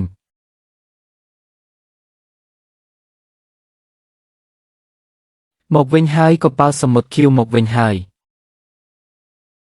កាលពីយប់មិញខ្យល់ព្យុះធំបែបនេះពួកគេបែរជាអាចត្រឡប់មកវិញដោយសុវត្ថិភាពពួកយើងត្រឡប់មកវិញហើយការចេញសមុទ្រលើកនេះយ៉ាងម៉េចដែរទទួលបានអ្វីខ្លះក្តាមអធិរាជលក់បាន20លាន20លានចេញសមុទ្រម្ដងរកបាន20លាននេះពិតជាគួរឲ្យភ្ញាក់ផ្អើលណាស់ហើយលេងជីពិតជាឡើងកូដមែនទៅនៅទីក្រុងហេឆេងនរណាអាចប្រៀបជាមួយគេបានទៀតត្រឡប់មកវិញលើកនេះកេរ្តិ៍ឈ្មោះរបស់អ្នកនឹងល្បីពេញទីក្រុងហេឆេងទៀតហើយកេរ្តិ៍ឈ្មោះមិនសំខាន់ទេអ្វីដែលសំខាន់គឺក្រុមហ៊ុននាវាសមុទ្រឃីវត្រូវតែបន្តដើរទៅមុខទៀតចម្លែកណាស់កាត់អីខ្ញុំចេះតែមានអារម្មណ៍ថាមានអ្វីម្យ៉ាងនៅទីនោះកំពុងតាក់ទាញខ្ញុំអ្នកក៏រកឃើញអ្វីម្យ៉ាងដែរមែនទេថ្ងៃស្អែកចាំទៅទៀតល្អទេ ខ្ញុំទៅមើលបន្តិចនិងប្រញាប់ត្រឡប់មកវិញ អញ្ចឹងខ្ញុំទៅកំដរអ្នក អូខេ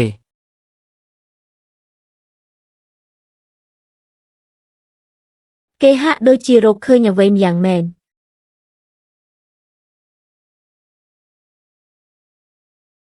របស់នេះមិនដូចជារបស់ដែលទើបតែធ្លាក់ចូលសមុទ្រថ្មីនេះទេ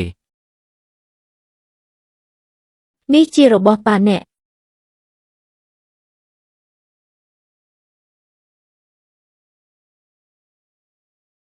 ពន្លឺពណ៌មាសនៅបាតសមុទ្រមានអ្វីម្យ៉ាងនៅបាតសមុទ្រកំពុងហៅ កាលដែលប៉ាម៉ាក់ជួបគ្រោះថ្នាក់កាលនោះប្រហែលជាមិនមែនជាខ្យល់ព្យុះធម្មតាទេ លេងឈីយប់ថ្មនេះហើយមានរឿងអីមែនទេ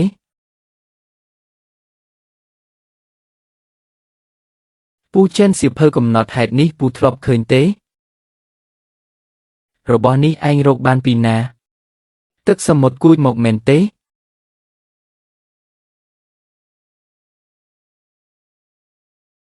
នេះជារបស់ដែលប៉ាអ៊ីងគូមុនពេលជួបគ្រោះថ្នាក់ ពូចិន ពូដឹងរឿងអីមែនទេ យប់មុនពេលប៉ាម៉ាក់ឯងចេញសមុទ្រគេបានមករកពូគេប្រាប់ថាមានពន្លឺពណ៌មាសនៅបាតសមុទ្រហាក់ដូចជាមាននាងកំពុងហៅគេអញ្ចឹង ពូបានខាត់គេមិនឲ្យទៅតែគេថាមិនទៅមិនបាន អញ្ចឹងពួកគេមិនមែនចៃដន្យជួបខ្យល់ព្យុះទេ ពូមិនហ៊ានច្បាស់ទេប៉ុន្តែតំបន់សមុទ្រនោះអ្នកនេសាទចាស់តែងហៅថាឈូងសមុទ្រទ្វារខ្មោចអ្នកដែលចូលទៅមិនត្រឡប់មកវិញដោយកប៉ាល់ទេក៏មិនអាចត្រឡប់មកវិញជារៀងរហូតដែរឈូងសមុទ្រទ្វារខ្មោច ប៉ាម៉ាក់ តើការនោះប៉ាម៉ាក់ពិតជាបានឃើញអ្វីទៅ ការស្លាប់របស់ប៉ាម៉ាក់តាក់ទងនឹងគូជនីកឈូងសមុទ្រទ្វារខ្មោចខ្ញុំត្រូវតែទៅដោយផ្ទាល់ម្ដង អ្នកនៅទីនេះហើយ ចាំខ្ញុំត្រឡប់មកវិញ លើកនេះខ្ញុំត្រូវតែដឹងការពិតឲ្យបាន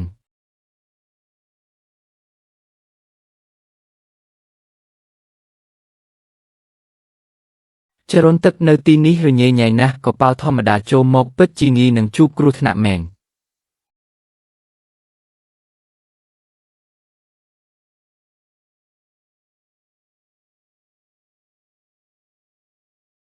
ប៉ាម៉ាក់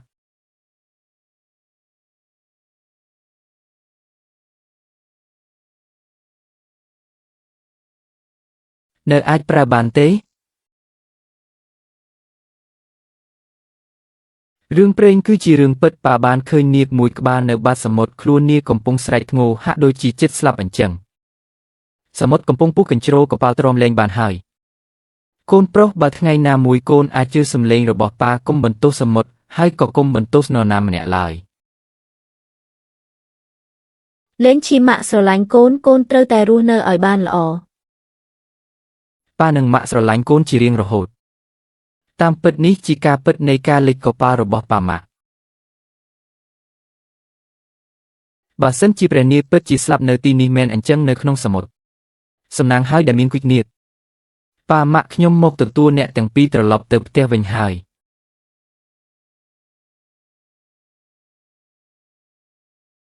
គ្រោះថ្នាក់មួយនេះមិនគួរបណ្ដាលឲ្យអ្នកទាំងពីរត្រូវជាប់នៅបាតសមុទ្ររហូតទៅនោះទេ អរគុណលោកថៅកែលេន បើមិនបានលោកទេពួកយើងមិនទាំងដឹងផងថាពួកគេនៅណា ប៉ុន្មានឆ្នាំមកនេះទីបំផុតអាចឲ្យពួកគេត្រឡប់ទៅផ្ទះវិញបានហើយ នេះជារឿងដែលខ្ញុំគួរធ្វើ ពួកគេសុទ្ធតែជាអ្នកដែលចេញសមុទ្រជាមួយប៉ាម៉ាក់ខ្ញុំថែមទាំងជាអ្នកភូមិជាមួយគ្នាទៀត ប្តីសម្លាញ់កុំពិបាកចិត្តពេកអី បងអាចនាំពួកគាត់មកផ្ទះវិញនេះគឺធ្វើបានល្អខ្លាំងណាស់ទៅហើយ បងដឹង គ្រាន់តែថាមិនគួរទុកឲ្យពួកគេនៅបាតសមុទ្រទាំងស្ងាត់ជ្រុងបែបនេះសោះ គេថ្ងៃស្អែកអូនជួយរាប់ចំនួនផង ផ្ដល់ប្រាក់1លានដល់ក្រុមគ្រួសារជនរងគ្រោះនីមួយ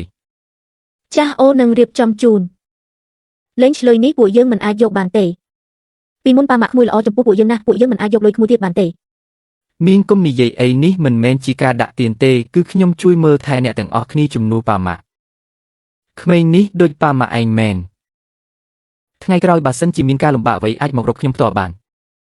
ឲ្យតែក្រុមហ៊ុនឡានហែនៅទីនេះខ្ញុំនឹងមិនបណ្ដោយឲ្យអ្នកភូមិគ្មានអ្នកមើលថែនោះទេ ប៉ាម៉ាក់ខ្ញុំនាំអ្នកទាំងពីរត្រឡប់ទៅផ្ទះវិញហើយ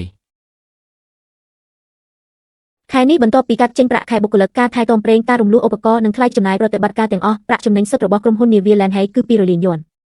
200 លានយួនបងជីពួកយើងត្រឹម2ខែអាចរកបានដល់ទៅ200 លានឯណោះអ្នកទាំងអស់គ្នាហត់ហើយខែនេះប្រាក់បន្ថែមរបស់បុគ្គលិកទាំងអស់នឹងត្រូវការឡើងទ្វេដងបងជីពិតជាចិត្តទូលីមែនលេងច្បងពិតជាធ្វើបានមែននៅមិនទាន់គ្រប់គ្រាន់ទេខ្ញុំត្រូវធ្វើឲ្យក្រុមហ៊ុន Land Hay ខ្លាចជាក្រុមហ៊ុននេសាទទូកធំៗជាងគេនៅលើពិភពលោកបងជីខ្ញុំជឿជាក់លើបងពិតជាអាចធ្វើបានបន្ទាប់ពីនេះគឺពង្រីកនាវាបង្វឹកនាវិកនិងកែលម្អប្រព័ន្ធទិញលក់ទូទាំងពិភពលោកក្រុមហ៊ុន Land Hay នឹងមិនត្រឹមតែឈប់ត្រឹមទីក្រុងសមុទ្រទេប៉ាម៉ាក់កូនមកមើលអ្នកទាំងពីរហើយលុយដែលជំពាក់អ្នកភូមិពីមុនខ្ញុំបានសង្អស់ហើយក្រុមហ៊ុនក៏ចាប់ផ្ដើមបើកដំណើរការឡើងវិញឥឡូវនេះរាល់ពេលចេញសមុទ្រម្ដងនាវា Land Hay តែងតែអាចចាប់បានត្រីពេញទូកត្រឡប់មកវិញអ្នកទាំងពីរលែងបាច់បារម្ភពីខ្ញុំទៀតហើយប៉ាម៉ាក់កុំបារម្ភអីខ្ញុំនឹងនៅក្បែរលេងឈ្មើលថែគាត់ឲ្យបានល្អនៅមានទៀតខ្ញុំនឹងខេងចិត្តរៀបការនឹងគ្នាហើយនាងល្អណាស់អ្នកទាំងពីរប្រកាសជាចូលចិត្តនាងខ្ញុំនឹងកសាងគ្រួសារលេងឡើងវិញហើយក៏នឹងធ្វើឲ្យអ្នកទាំងពីរមានមោទភាពចំពោះខ្ញុំដែរលេងអូនមានរឿងមួយចង់ប្រាប់បងមានរឿងអីទៅអូនមានផ្ទៃពោះហើយអូននិយាយថាម៉េចបងចិត្តខ្លាចជាប៉ាគេហើយបងកុំភ័យអីមិនឲ្យបងភ័យមិននឹងបានឥឡូវនេះអូនគឺជារឿងដែលសំខាន់បំផុតក្នុងគ្រួសារហើយប៉ាម៉ាក់អ្នកទាំងពីរចិត្តមានចៅហើយក៏អាចជាចៅស្រីដែរសុទ្ធតែល្អឲ្យតែជាកូនរបស់ពួកយើងគឺល្អទាំងអស់លោកអគ្គនាយកលេនរបាយការណ៍ហិរញ្ញវត្ថុថ្មីបំផុតបានចេញមកហើយលើកនេះបានប៉ុន្មានក្រុមហ៊ុន Land Hay ទទួលប្រាក់ចំណេញសុទ្ធចំនួន 3.2 លាននៅខែនេះបច្ចុប្បន្នកងនាវារបស់ក្រុមហ៊ុនបានគ្របដណ្ដប់លើតំបន់សមុទ្រឆ្ងាយជាច្រើនហើយចំណាយទីផ្សារស្ថិតនៅចំណាត់ថ្នាក់លេខ1នៅលើពិភពលោក 3.2 លានពួកយើងពិតជាធ្វើឲ្យក្រុមហ៊ុន Land Hay ក្លាយជាលេខ1នៅលើពិភពលោកមែនពេលនោះខ្ញុំនៅតែកំពុងព្រួយបារម្ភអំពីបំណុលរាប់លានឥឡូវនេះនាវារបស់ក្រុមហ៊ុន Land Hay បានបើកទៅគ្រប់ដែនសមុទ្រធំបងជីរឿងដែលត្រឹមត្រូវបំផុតនៅក្នុងជីវិតរបស់ខ្ញុំគឺការរួមដំណើរជាមួយបងនៅលើទូកនេសាទទ្រុឌទ្រោមនោះឥឡូវដឹងថាខ្លួនឯងភ្នែកមកហើយមែនទេអានឹងវាច្បាស់ណាស់បន្ទាប់ពីនេះយើងនៅតែចង់បន្តពង្រីកទៀតទេការពង្រីកត្រូវតែមានស្ថិរភាពប៉ុន្តែมันអាចបញ្ឈប់ការដើរទៅមុខបានទេយើងនឹងខិតខំនៅខែក្រោយដើម្បីបំបីកំណត់ត្រា 4000 លានបងជីកុំបារម្ភអីពួកយើងប្រកាសជាអាចធ្វើបានប៉ុន្តែខ្ញុំដឹងថាអ្វីដែលតាក់ទាញខ្ញុំពិតប្រាកដមិនមែនជាទ្រព្យសម្បត្តិនោះទេ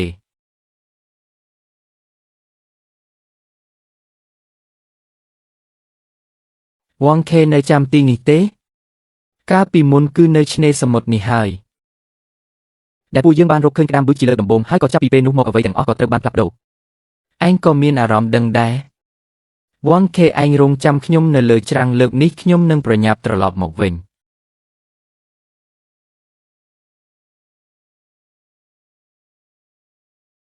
នេះគឺជាគិញ្ញាគុំខាងទៀតមែនទេតាមពិតគិញ្ញាដែលខ្ញុំទទួលបានគឺគ្រាន់តែជាពាក់កណ្ដាលប៉ុណ្ណោះពេលនេះគិញ្ញាចុងក្រោយបានត្រឡប់ទៅកន្លែងដើមវិញហើយគិញ្ញាពិតប្រាកដក៏បានពេញលេញដែរ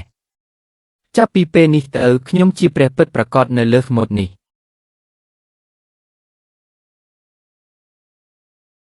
ត្រឡប់មកវិញហើយលើកនេះបងរកចម្លើយឃើញហើយមែនទេរកឃើញហើយថ្ងៃក្រោយសមុទ្រមួយនេះនឹងការពារពួកយើងហើយនឹងការពារកូនយើង